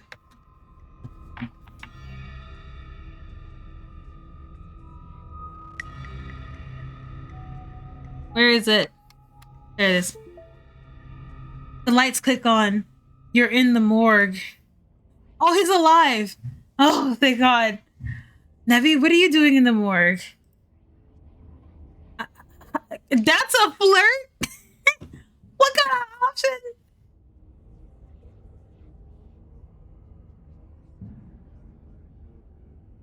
Like, what are you doing sleeping in the morgue? But since I like Reese, we're gonna see what this goes. Hi. Hey. Sorry, this must seem kind of weird. I promise I'm not secretly dead already or something. Sometimes I come down here to practice, rehearse. What kind of flirt is this? Like, teehee, oh my God, how crazy does that met you in the morgue? Seriously, like, what is... If you are a living corpse, that, wouldn't be a deal breaker. That's good to know. I'm still not, but I'm glad I haven't managed to scare you off. It's not often I get to meet new people. Well, yeah, it's because your mom's poisoning you. Hold on. Especially new people I would like to get to know better. This is bizarre. You almost feel like yourself slipping into a trance and your eyes widen to back to the back wall of the morgue. You need to see what's back there. Follow the pull. Yeah, sorry, let me just stop this flirting of ours and focus on the fact that why I'm here. You touch the wall. It feels disappointingly solid under your palms. Hey, you okay? No! I hear weird voices talking to me. You feel Reese's hand gently shake your shoulder for a moment. The thing on your other side of the black wall, loosens its pull on you. You kind of look possessed for a second there. You good?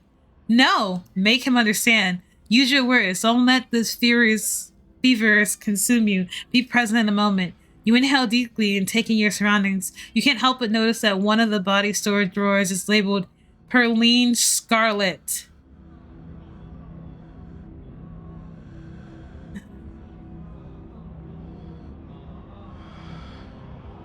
How do I make him understand? They're talking so loud.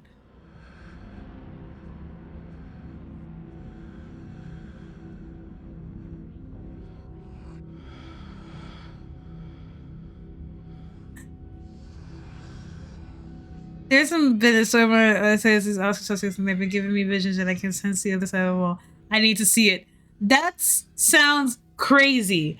I sound crazy. Let's try this one. You step forward and pull out the drawer. Auntie, how you doing? You never looked better.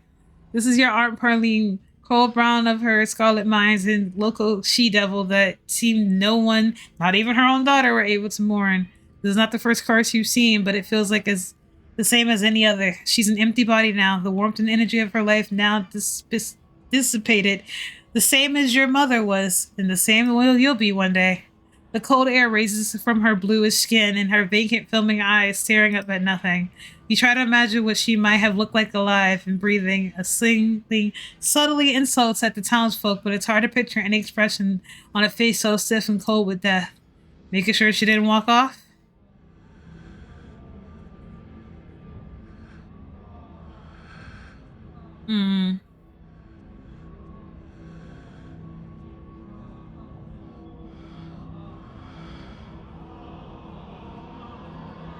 It's so weird that the first time I'm meeting her is like this. Probably means you'll have better memories of her than anybody else in this town.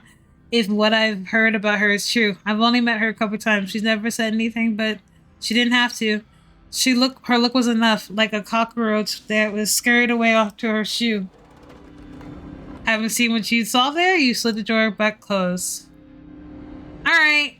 I guess we're going with the mystical, crazy option. Reese glances back at the wall. You're really serious about this, aren't you?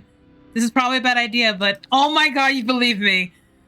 If you really need to get in there, I'm pretty sure there's an emergency act somewhere upstairs. I just need to get the dock out of our hair. Should take 2 seconds. Get the dock out of her hair? Yeah.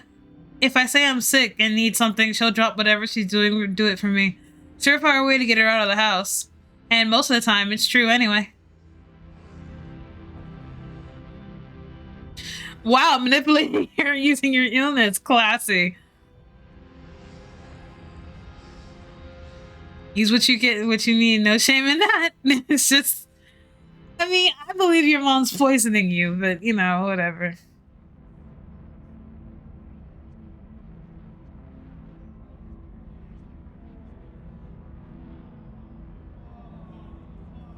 Use what you got to get what you need. No shame in that. Exactly. Thanks for understanding. Really. Doesn't mention it. If there's anything I could do to actually be useful, I'd happy to help. Wow, he's like, okay, you said creepy voices. I'll believe that. It's like, bro. He strides past you, his long legs swiftly. He seemed excited. His usual demeanor replaced by an uncharismatic pep when faced with the prospect of sneaking around and tearing down walls. You hear his soft voice filtering in through the doorway. At the top of the stairs, a hoarse and sickly edge added for effect as he speaks to his mother. Stop talking to me. Yo, they're so loud. Can y'all hear that? I feel like I'm going crazy. Oh my god, they're so loud. Hey, Mom? He coughs gently.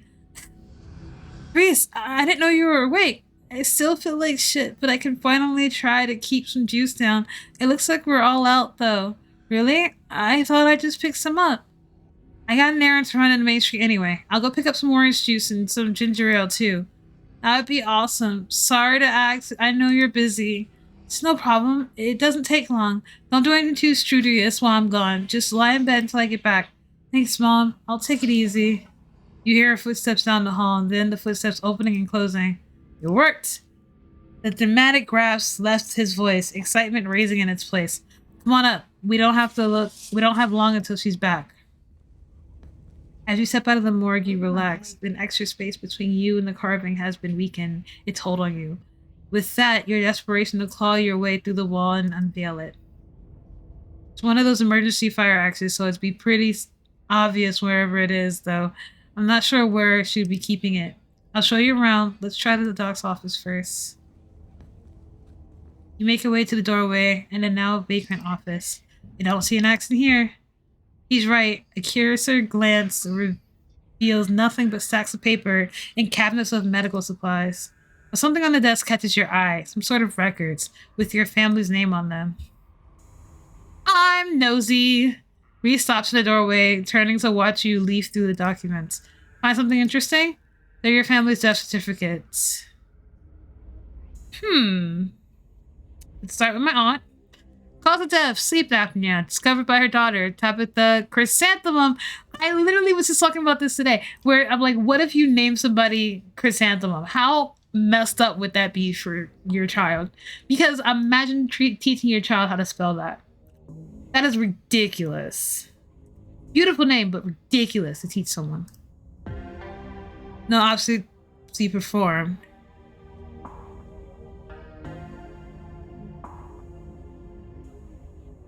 Aw, I think it's pretty. Anyway, let's try my grandma's death. Born April 1913, died February 12th, 2003, age 89. Cause of death, heart failure. Signed by her granddaughter. Pretty normal, almost made it to 90. Died of normal old person illness. Enoch, born 1887, died 1957, 68. Cause of death, fall from a cliff. This one has a coroner report attached to it. Organ sustained impact injuries, lacerations to the neck and body consistent with falling from a great height. Whoa, an actual autopsy report. Looks ancient. You quickly flip through other Scarlet's names who aren't quite familiar. Theodore Scarlet, May 1890, died 1880, age 28, causes death, crushed in a mine, body not recovered, signed by his brother. Scralet Hollow, Joseph Scarlet, April 1914, June 7, 1944. Louis Scarlet, born August 1920, died June 6, 1944. Both killed at Norbury in the line of duty. They must have been Edwin's brothers. Certificate of fatal death, infant boy, Andrew Charles Scarlet, delivered April 3rd, 1945. Stillborn mother, Edrine Scarlet. Cause of death, complications during birth, no doctor present, home burial. Alexander Scarlet, July 12th, 1946, died August 20th, 1957, aged 9, missing, presumed dead, signed by a mother. Marybelle Scarlet, born April 3rd, 1948, died October 1964, age 16, cause of death, complications during childbirth, signed by her mother. Wow, that's a lot of kids outlived.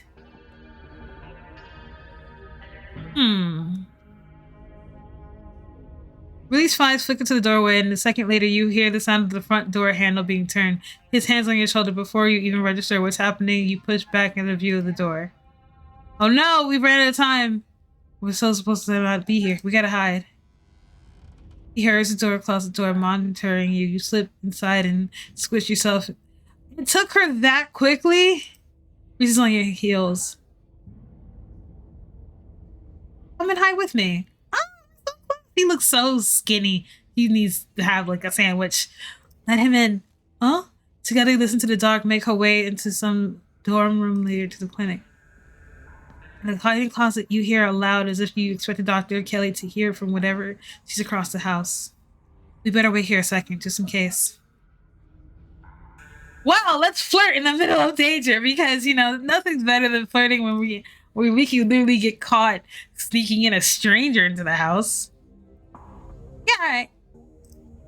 You momentarily distracted from the danger at hand by Reese's sudden closeness. It's almost strange to be here with him after the way he was hidden away for the first few days of your week in Scralet Hollow. It made him into a seemingly mystical figure, the tragic artist wasting away in the basement guarded by a tyrannical warden. Now he's close enough that you can hear the beating of his heart against his delicate ribcage, see his chest rise and fall with the swallowed, nervous breaths. I feel like this was written in like Wattpad. It's really is written that way. There's a small smile on his face. Usually glazed eyes are practically glimmering with the thrill of being somewhere else he's not supposed to be. You could reach out and touch him and he would be solid under your fingertips.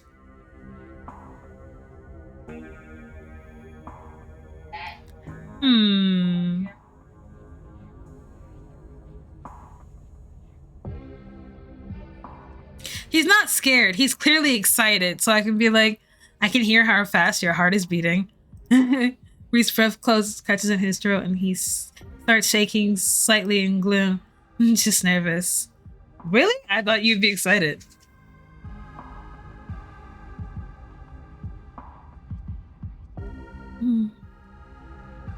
She won't find us here. Place a comforting hand on his. You reach out, taking his trembling hand. His long, slender fingers are cold and delicate against yours, like glass threatening to break your gentle grip. His heart beats even louder, thumping loudly in his chest. I'm not nervous about getting caught. His words are shaky, bravely audible in the tight space of the closet. I can't remember the last time I was so close to another person. Or his trembling thumbs brushes against your palm. The last time someone touched me. Before either of you can continue, the footsteps once again echo down the hallway outside, just beyond the open door. The footsteps return. They get louder, approaching the open office door, and then they stop. Much to your relief, she opens another door, leaving the main clinic. We're in the clear. We probably only got a minute or two before she comes back, so make it count. The medical supply room is probably our best bet. If any other rooms in the clinic is likely to have a fire axe, it's probably the room full of chemicals. This way. He motions you into down the hallway, slipping through the slightly ajar door of what you assume to be the supply room. Yes, there it is. Keys. Here we go. He's got the axe. He rushes over to the cabinet that contains a bright red axe, pulling the glass door open. Your axe? A splash of brown catches your eye. There's a small sprig of what almost looks like fury berries with a 8-wide purge leaf attached to the base. The end of the sprig is leaking sap onto the countertop. It's fresh. Now we can... Restops mid-sentence as he notices you staring at the plant. He scoops and picks it up. Does she make her own medicine? He puts it down, but not before breaking off a berry and sliding it into his pocket. I don't think she's allowed to do that. She's not a pharmacist. This room is just for storing stuff she orders for patients from a pharmacist in Breviart. Why would she be making her own? Because she's poisoning you!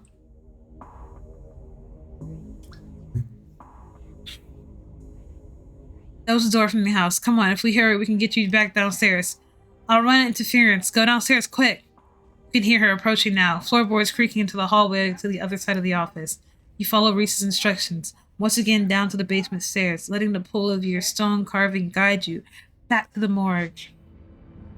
Dr. Kelly's voice filters down from above. I was right, we already did have juice. We were just in the back of the fridge, but there's no harm in having extra. What are you doing in the clinic? I told you to get some rest. Oh, I'm just going to chill in the morgue. I got my speakers, so if you heard some weird sounds, that's just my music. I'll be sure to put in my earplugs to drown out industrial clanging you listen to. You know, I'm not the biggest fan of you spending time down there. It can't be good for your mental health to hang out in a refrigerator for corpse. Do we at least have a blanket this time? Yeah, I'll be fine. I'm just a change of scenery. My room feels like claustrophobic right now. Okay, I'll let you know when it's time for dinner. Why would you hang out in the morgue is one thing I would like to know, but, you know, we all have our hobbies. You hear the door at the top of the stairs and the sound of Reese descending the stairs to join you. The fluorescent lit room. Hey. Whoa.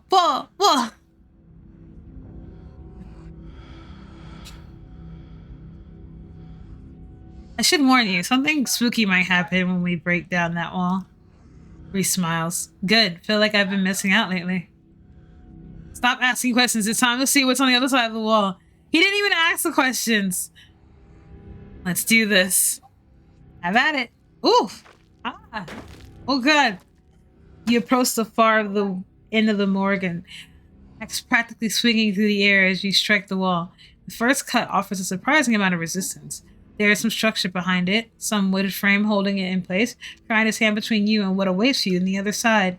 You shrug it back from the massive hole in the wall and admire your effort. Holy shit. The splintering edge of the passage seemingly cut deep into the side of the cliff, cold sleeping from the forgotten passageway into the already frigid morgue. Reef coughs as he takes a better look at what lies behind the wall. There's a whole hallway back here. Thick, stale air leaks from the hole, filling the morgue with an earthly mildew smell, like the room is slowly filling with dirt. And it's with the stink of the grave-like room behind comes an even stronger compulsion. You step forward. You climb inside the hole. Oh, that's not safe. This is wild. I had any idea any of this was here. An entire hospital wing running away decades behind some flimsy drywall.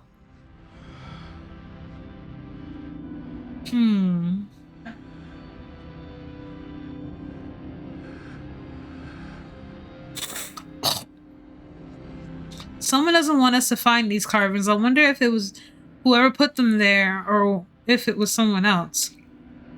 Whatever the reason, they went to a lot of effort to hide this one. I wonder if the doc even knows about this wing. You step forward to the unknown. You don't bother to retrieve the axe. The final wall concealing and the carving is rotten, water damaged, having eaten away at the wood over the course of unknowledgeable years. The plank's nearly reduced to sawdust. You tear into it. There's the seal. Not. I thought you were going to come in. I was worried you'd leave me here forever. They said there's nothing they can do. I'll never use my legs again. Nosh, what am I gonna do? Calm down, Teddy. The doctors don't know what they're talking about. I've been doing my own research and I found us an alternative. You won't have to worry about anything from here on out, I promise. I went to talk to the witch. A witch? But that's nonsense. It's alright. It's all sorted out. We're taking you home today. Everything will be resolved by this time next week. Alright, Doctor. At this point, I think it's safe to say his body was never recovered. Whoever it was that claimed to be Theodore, it wasn't him. Wasn't even paralyzed, as it turns out. Just some gifter trying to take advantage of the tragedy. Everything goes black. What?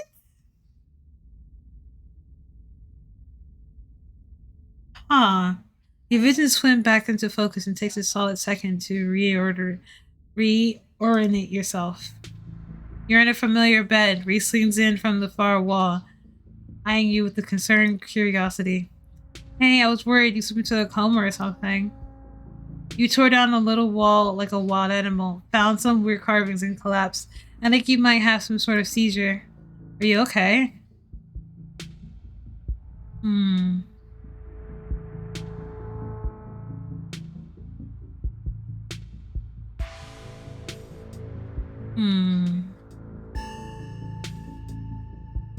I had a vision, like a hallucination.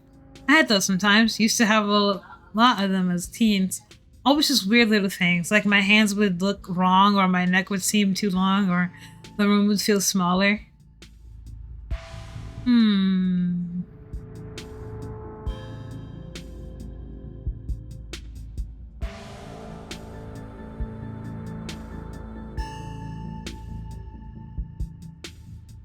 At least one of those death records is murky. I don't think Teddy died in a mind collapse. My family has secrets. It's a weird thing to cover up, but that's not surprising. An old family like that usually has a few secrets, but hopefully it's all ancient history. It's not like it's easy to cover up deaths these days, right?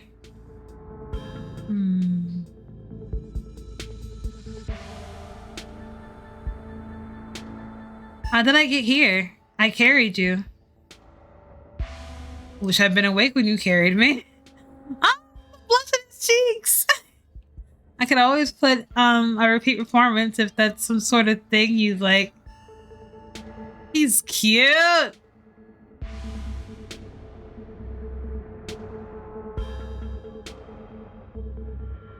I should probably get going. Stella's still missing and the stone has finally stopped yelling at me. That might be a little tricky. The duck is on a war page wrap up there. I refuse to take my medicine and she's not happy about it. But after I looked this up, there's no way I'm going to take anything she gave me. She's been poisoning me for years. I told you! I told you your mom is poisoning you. I told you. I knew that she was poisoning you. That's why she would never let anyone else see you.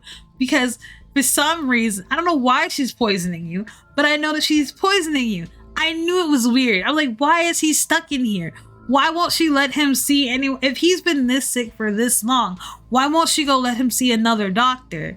Like, you would think as a parent, if your child has been sick for this long, you would want them to get, like, see a specialist or something. No, she's literally been poisoning her son. And I knew that from the way that she's been acting, like, oh, you're sick, you can't do anything.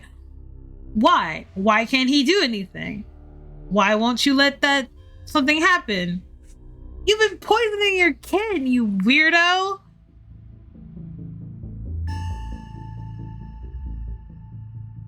I knew it. I knew it!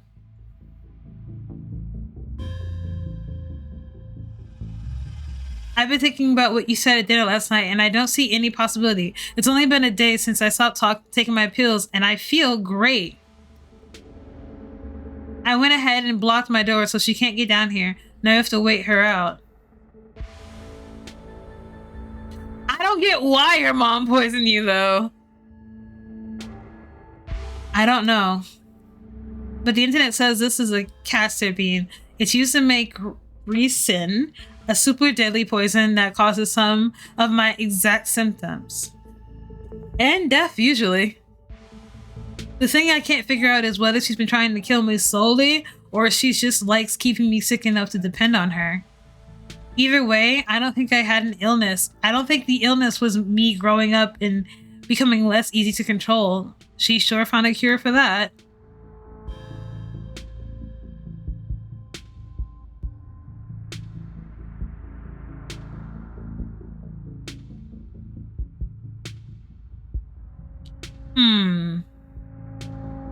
Reset's really bad. How are you not dead? I don't know. Maybe it's low doses. Maybe I've developed a tolerance. But I think the fact that I feel more and more alive by the minute is enough proof that she's been keeping me sick. I don't even have solid evidence. No matter what, we should get out of this basement soon. Where should we go? The only place I know is who has a car is Kanika, and she's not answering her phone. I don't know anyone else. I don't have any other family to go to. I've never even finished high school. Ooh! This literally sounds like the plot of Loverboy so far. If you don't know what Loverboy is a movie where basically I'm gonna ruin the plot of obviously the plot of the movie is similar. So a mom, I think the mom ends up being left by the dad's father, and she just like gets super attached to her son and becomes super like she's not in love with her son. She just adores her son so much to the point where she doesn't want her son to leave her, and she literally blocks every opportunity for her son to get away from her. And then when her son just like gets really curious and is like, I kind of want to do other things and I want to make new friends and I want to do blah blah blah, she ends up trying to kill them both. And it's so ridiculous. I don't know if she lives. I know that he gets out by like a sure like accident. And he gets separated from her obviously, but she like tries to kill them in a car. And like, so because she find like a lot of people are starting to get suspicious and whatnot. And so what she tries to do is like, she tries to kill them both. So she puts them in a car, and the car is in the garage of their house, and she blocks any holes of the house. Of the garage, so there's no airflow. And she starts the car and she tries to kill them, but carbon monoxide. Somehow he makes it. So when I get out of this house, I don't know how I can make sure I don't wind up back here again.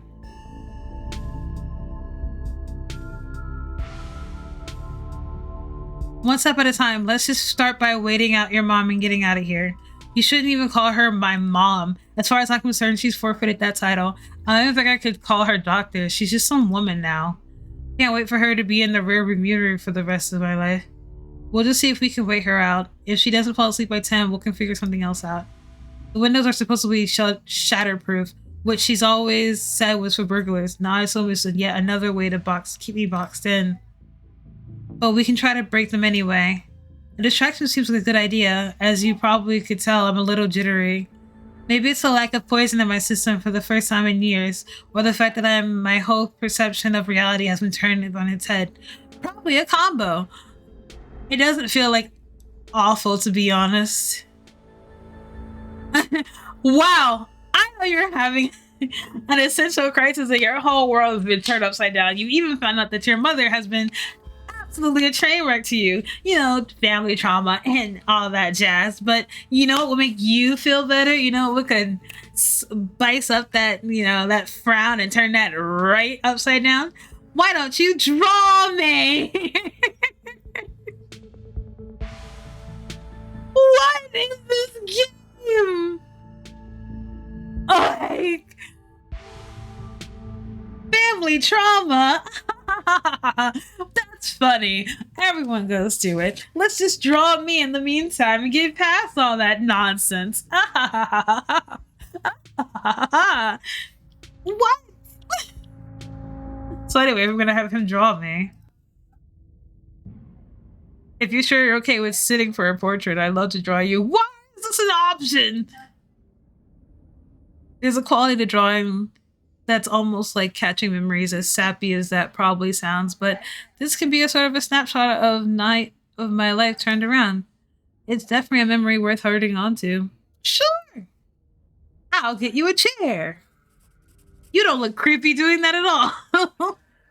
He slightly hurries across the room, pulling up a couple of chairs. You can see the difference in his energy now that he hasn't had a daily dose of poison. He's more talkative, less slouch. His long limbs no longer perpetually tucked at his sides. May I touch your face? Sure.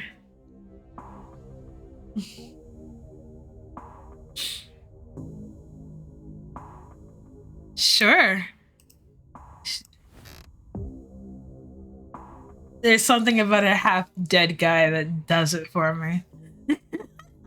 He places his hand gently on your jaw, tilting your head slightly to the side. His fingertips are warm on your cheek, the sensation of your light touch lingering on your skin as he pulls away. Perfect. He pauses for a moment, his eyes locking with yours, a palpable tension filling the room. And then we just like, let's hold hands. Just like forget the trauma of you being poisoned. You should take his hand into yours.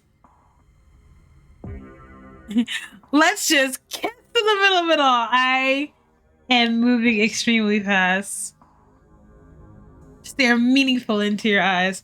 Reese stands stock still, a slight nervous tremor in his shoulders as his icy blue eyes lock into yours. They shine slightly into the dim of the basement. The two of you spend a tense, silent moment staring at each other, but Reese finally breaks his frozen stance, reaching back to you, his fingertips resting lightly on your cheeks. They tremble on your skin. He leans forward. There's a knock on the window. What? In the heck? Hey.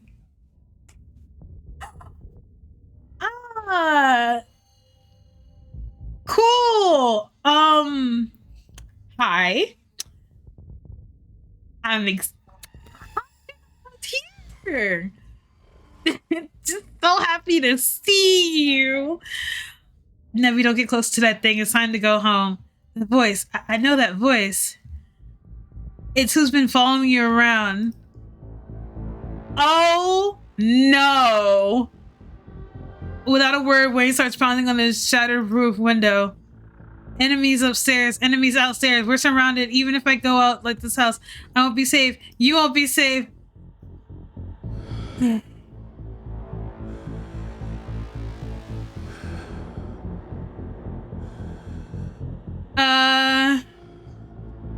Why did he call you that thing? Because he's some kind of monster and he wants me dead. Can't you feel that? The murderous strength is practically oozing out of him. But I'm not weak anymore. I can fight back. I don't have to cower in fear of these people who want to hurt me. I can protect us both, Nevi. What is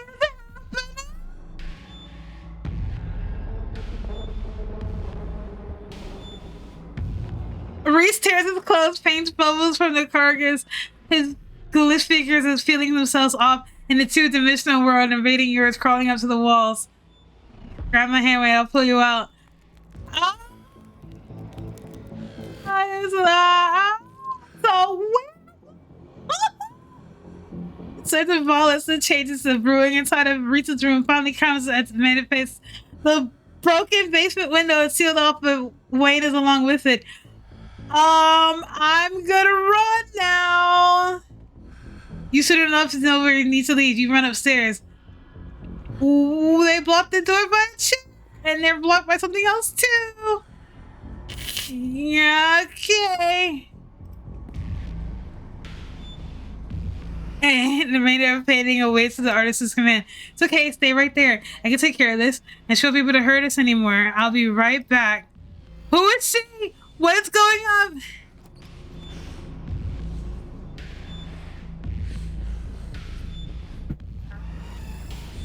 You're not sure who to help. Best of all, Reese says, I have to warn his mom. You try to make your way to the door. They beckoned for you yesterday, all intrigued, now washed away. You know where it leads. You know where the secrets of the stone that learned in forgotten basements of the planet had shared with you. Now the clinic holds a new horror. Somewhere beyond the narrow hallway leading from the house proper into the doctor's office, there's a monster prepared to do something unthinkable. Open the door. Duck! I'm a duck. You do what she says, ducking out of its way. She shoots. The gun isn't very loud. There's only a pop by a projectile, leaving the barrel whizzing through the air. You turn to see a dart embedded in Reese's chest. He pulls the tranquilizers out of his chest, heaving heavy breaths as the drug courses through his system. You're going to have to try harder than that, No, how did you... As if you could hope to stop me, you pathetic waste of flesh. Before Wayne takes another step down the steps, paint flows between the cracks of the wood. Reese panic, pulling into the mob of furious smears to hold his enemy in place. The artist starts away, but the smears continue to work their absence in the way. Dr. Kelly makes her escape down the hallway, and Wayne is overcome, glued and packed on top of the stairs by a stifling glob of paint. I guess I run after Dr. Kelly? You run forward, braving the onslaught of the smears, dodging them as the best you can to see where Dr. Kelly went. The door in front of you is smothered in paint. Hey! Dr. Kelly's voice crackles out of the unseen speaker. You, Nebby, I'm stuck in a safe room. I can't help you from here, but you can help us both. What is going on?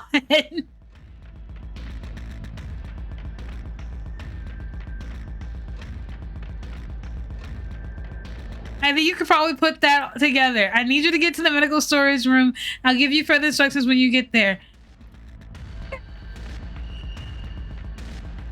You turn back around and head into the medical storage room. What is happening? Why is he a wolf? Is that really your son? Or were you just what is going on? I'm here. Great. Now listen to me. I need you to use the black taped key to get to the cabinet and bring me the elephant tranquilizers. It's a bottle labeled carfentanil. Bear tranquilizers clearly aren't going to cut it anymore. Oh! An intercom system, huh, Duck? Good. You should hear this. Nebby, you don't have to do anything she says. I'm not going to hurt anybody else. Just her. If you don't, you and I both know she's just going to shoot me full of elephant tranquilizers. Did I hear that right? And shove me back down in the basement and maybe place me even worse and keep killing me every day for the rest of my miserable existence. Reese? Reese. What are you? And why are you doing this? What's going on, buddy? Why are you keeping him? I feel amazing right now. Better than I've ever felt in my life. I'm not dangerous. She's just scared of me because she knows that she has to finally pay for what she's taken from me.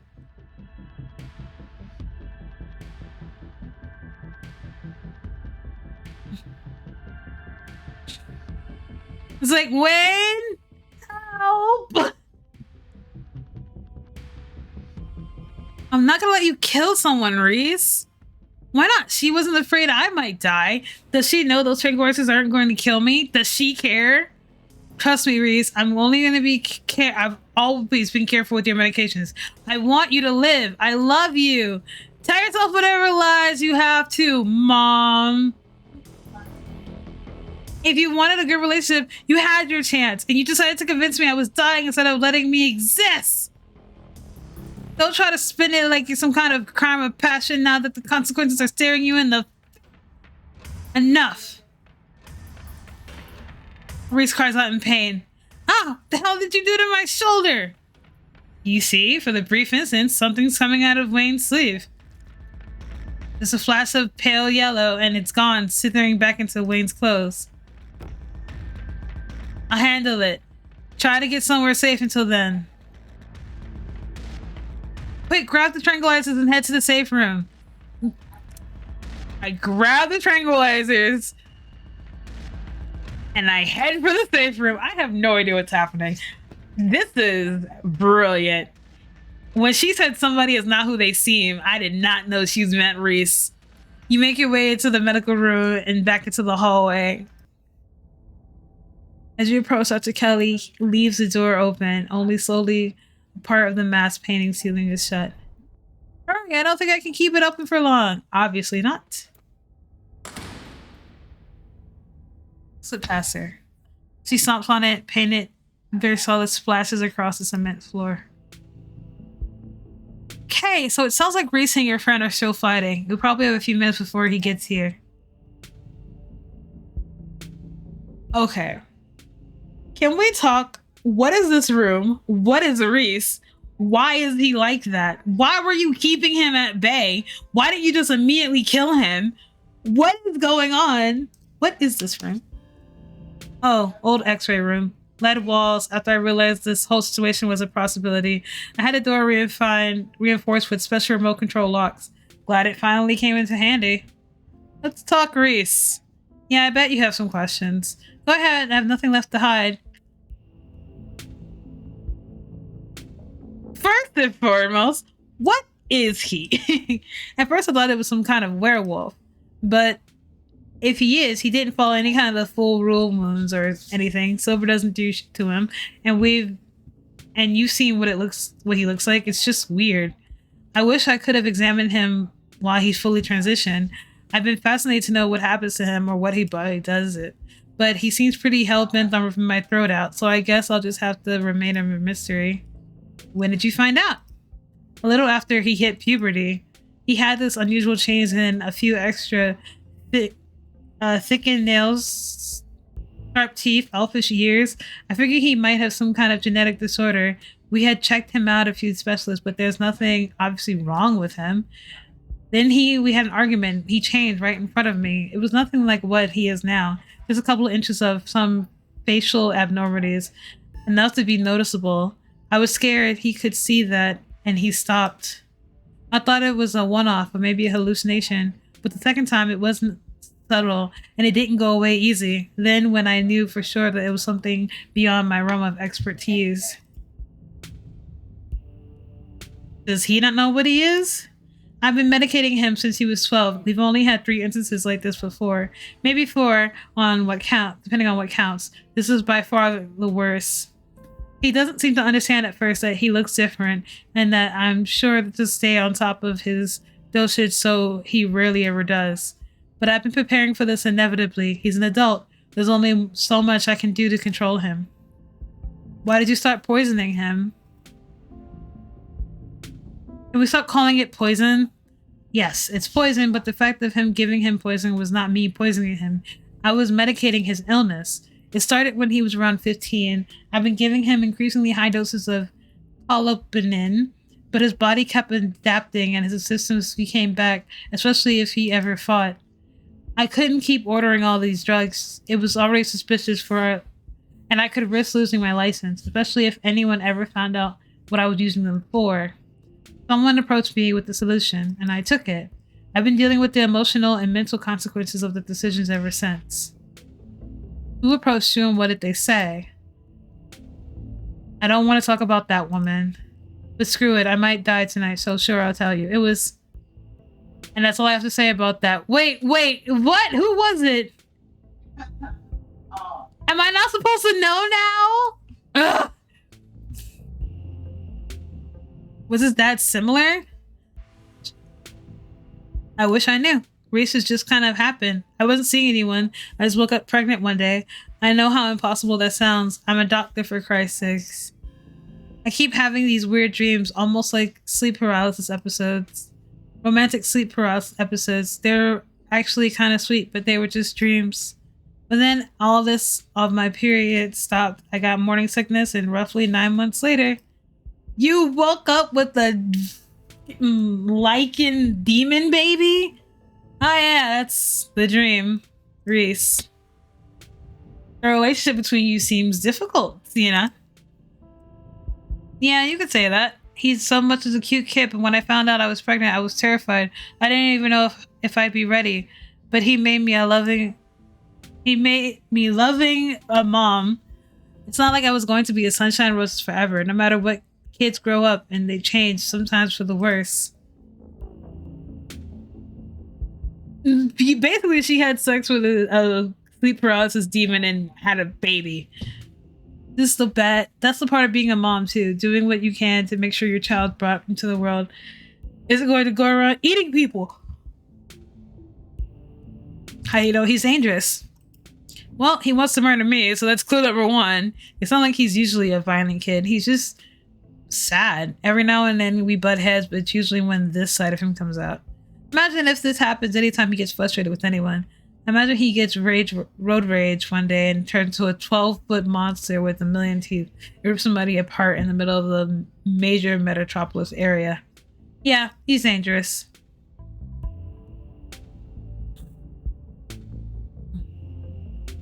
He's like, he's been kind to me. Yeah, and Ted Bundy was kind of people he picked up on the road and he slaughtered them. He was really a sweet kid most of the time, but I don't let that overshadow his violence he's capable of.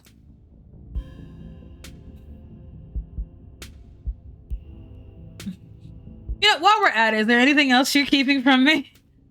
You have it all. You have no idea how relieved I am to finally say it all out loud. Alright, so what's the plan? How do we get out of here with your demon son running around like crazy? Well, I pop him on elephant track lenses and I lock him in here. And I somehow convince him to see things from my perspective. Then we'll all live happily ever after. Has that worked before? He's never known the exact nature of his condition. Maybe it was a mistake to hide it from him. But I thought it was meant that he could feel like he had more freedom and not knowing that stopping taking his pills could become a big and pointy enough to kill me. I'm going to have to revoke some of those freedoms. He's not going to like that, but I think he'll understand even if it takes time. I don't think he wants to hurt people. He can't help what he is.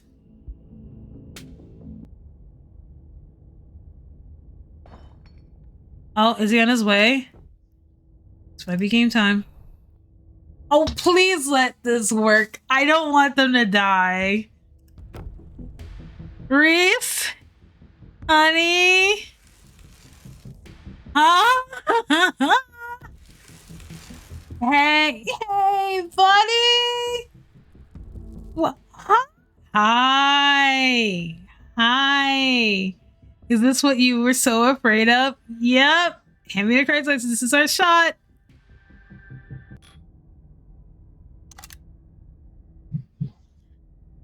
Oh, no, I really want this to work. Please.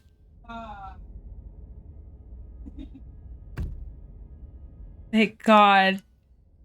That's heavily. Look at it. October, son. I can't drag him into the safe on my own. I'll meet you in the front when I'm done. I didn't have a choice to help her. You return to the entrance of the clinic. Everything is quiet. Only sticks of paint where Reese's minions have once rolled out of the cracks in the wood. I hope you understand that this needs to stay between us. I don't care how much you feel like you need to share what just happened with other people. The more people know about this, the more trouble it is for me and for him. I don't need any more well-interpreted escape plans. Can I at least see him? Can I come see him? As long as you don't bring anyone else, yes, that probably would be good for him. I can't promise he'll want to see you or he won't have some harsh words if he does, but I don't want him to be entirely isolated. Do you think you'll let any of his friends in on this? I'll have to think about it. We'll have to risk one of them trying to break him out. But if he's stuck in a windowless room with no internet and no friends, that's one way ticket to insanity. And I have an insane one monster on our hands. So that particular would be a problem. That girl never knows how to mind her own business or follow other people's rules, and she would probably no fear of what might happen if we cut him loose. Kanika, I might consider. She might be of a bleeding heart and pretty inflexible morals, which could be a problem. On the other hand, I don't know how well she could keep a secret. And if Stella found out, then Kanika could probably be convinced to do a jailbreak, and then it will all blow up in my face. You could probably tell I put thought into this. Yeah? The same calculation I've been doing for years, debating whether or not I could fully be upfront with any of them instead of just pushing them away and hoping they didn't notice what was really going on. Maybe I'll get him a kitten or something. Probably not. Like they did for Coco the gorilla. Might as well give him a tire swing while I'm at it. Some enrichment for his enclosure. I hate that I have to do this to him.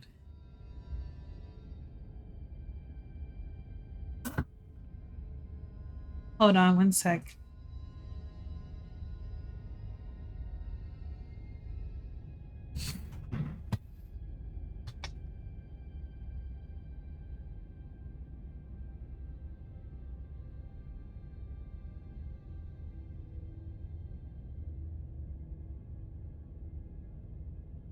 Honestly, your response is a lot more humane than mine because I would have been like, why didn't you just kill him? In all honesty, I know it's cruel, but like, why didn't you just kill him? It's so much easier. It's so much easier just to kill him.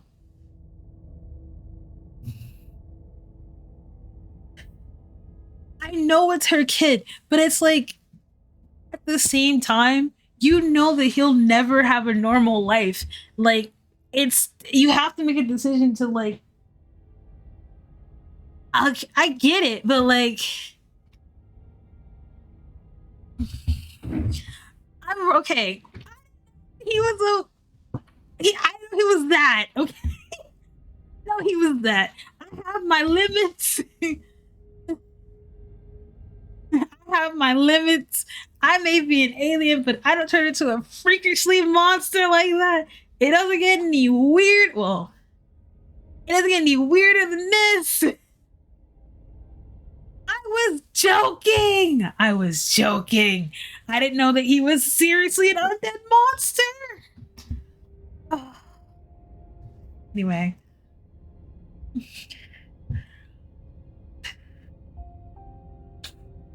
I mean, since we're confessing stuff, there's a magical stone in your basement, and I busted the wall. It's good there. Thanks for the heads up, I guess.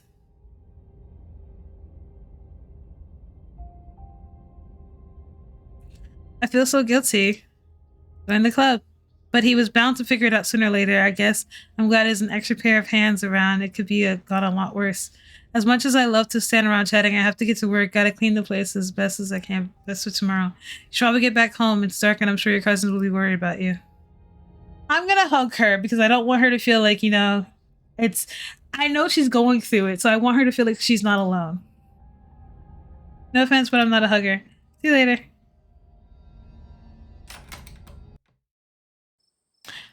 Well, that was crazy.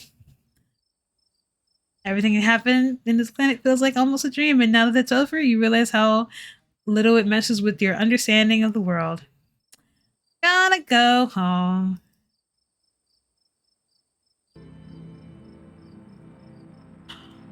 Oh, go away. I know you're not creepy or weird, but you terrify me. It's time to get home. Goodbye. He appears out of nowhere, clothes streaked with what first looked like blood, but now you quickly realize it's paint, evidence in the altercation with Reese. I'll walk you. I'm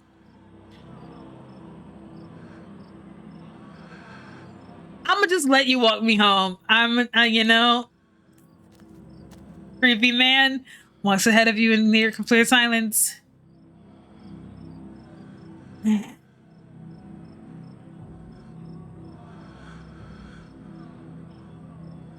Let's talk. How did you know Reese was like that? I knew he was different. How exactly, I wasn't sure, but I know. I thought you wanted me to stay at the estate. Aren't you gonna lecture me? You're free to make your own choices, decisions, and those decisions have been made. I know that something pulls at you, and I know that now that you cannot stop, your task is finished. I'll keep you safe while you do what you must. Why are you following me around? Why not Stella or Kanika or Sybil? Why not Tabitha? Because you're special. But why? Why am I so special? You simply are. Wow, great. I have protagonist syndrome. Love that for me. Do you not feel the ties that binds us? They are unremarkable. Truly, I great. It's protagonist feeling here.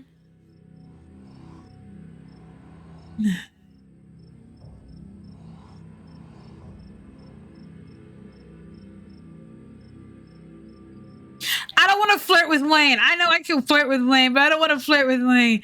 I guess thanks for looking out for me. Anytime you find yourself in danger, I'll be there. I always will be there for you.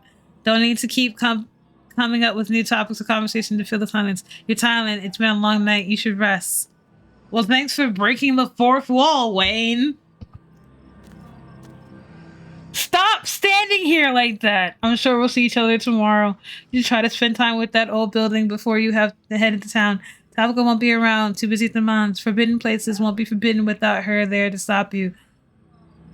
Wait, what? You should try to spend some time at that old building before you head to town.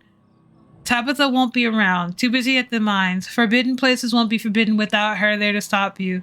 And you might be surprised at what you find. Until then, sleep well. Well, he gave me a hint on what I want to do.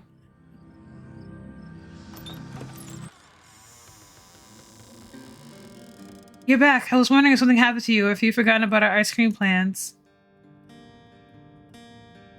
Honestly, I don't even want to tell her what happened. I'm gonna just act like nothing happened and just go, you know what? I wouldn't miss cousin bonding time for the world, Tabitha. Let's do it. Because I need a little bit of normalcy in my life. I'm kind of glad I won't be eating alone tonight. Thanks.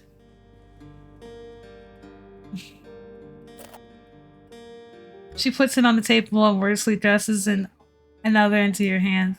I'm sure there's a lot you want to talk about, but we're both here. We're both safe. We've had a long week. Let's just exist together. There's nothing like having existence together with somebody. Sometimes you just want to exist, and that's all you could ask for. The two of you stand in the kitchen eating banana-flavored ice cream while Froyer purrs gently in her sleep nearby, an oasis of calm. But as Tabitha scoops the bottom of her empty pint, the moment ends. All right, I'm off to bed. Hope you can get some sleep tonight. Here's hoping tomorrow is uneventful, right? Thanks for this. Your cousin leaves for her room. Your body breaks down from the stress of the day's events. There's nothing left for you to do but to head to bed. Go to bed.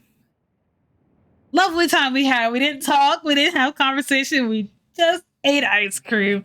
And you know what? I'm okay with that. Exhausted beyond belief, you stumble into your room and collapse onto the bed. The damp smell of your mattress is starting to become almost a welcoming sign that now daily horrors of Scralet Hollow are finally behind you, at least until the sun inevitably rises once again. You close your eyes, your exhausted body is coming to the sleep almost immediately. As you drift off, you think of Reese trapping in that tiny windowless room. All his greatest fears realized, his body no longer his own, but you stop him from killing Dr. Kelly. The world, at least for now, is protected from him. And then you think of nothing. No! No!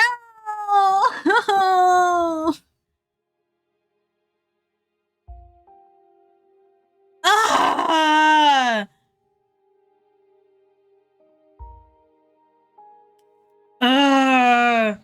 This is so lame. I'm so sad. But this is actually a great episode. I'm really happy we got through it. I'm happy it was a one-off. I really did. This is a great one-off. Oh, I still have an hour left. That's so sad. I'm really sad that Reese ended up that way. I didn't want him to end up that way. That made me really depressed. I don't know where Stella is. She better not be dead. But I'm happy we got through episode 4. It was a wild ride, but I like this. I really do. That's not true. There's still Avery. Avery is still there. Avery is a black person right there. There's still Avery. I didn't throw it out the window. You can still choose these people. What we do? Okay, so that was Scarlet Hollow for that. Now what I do?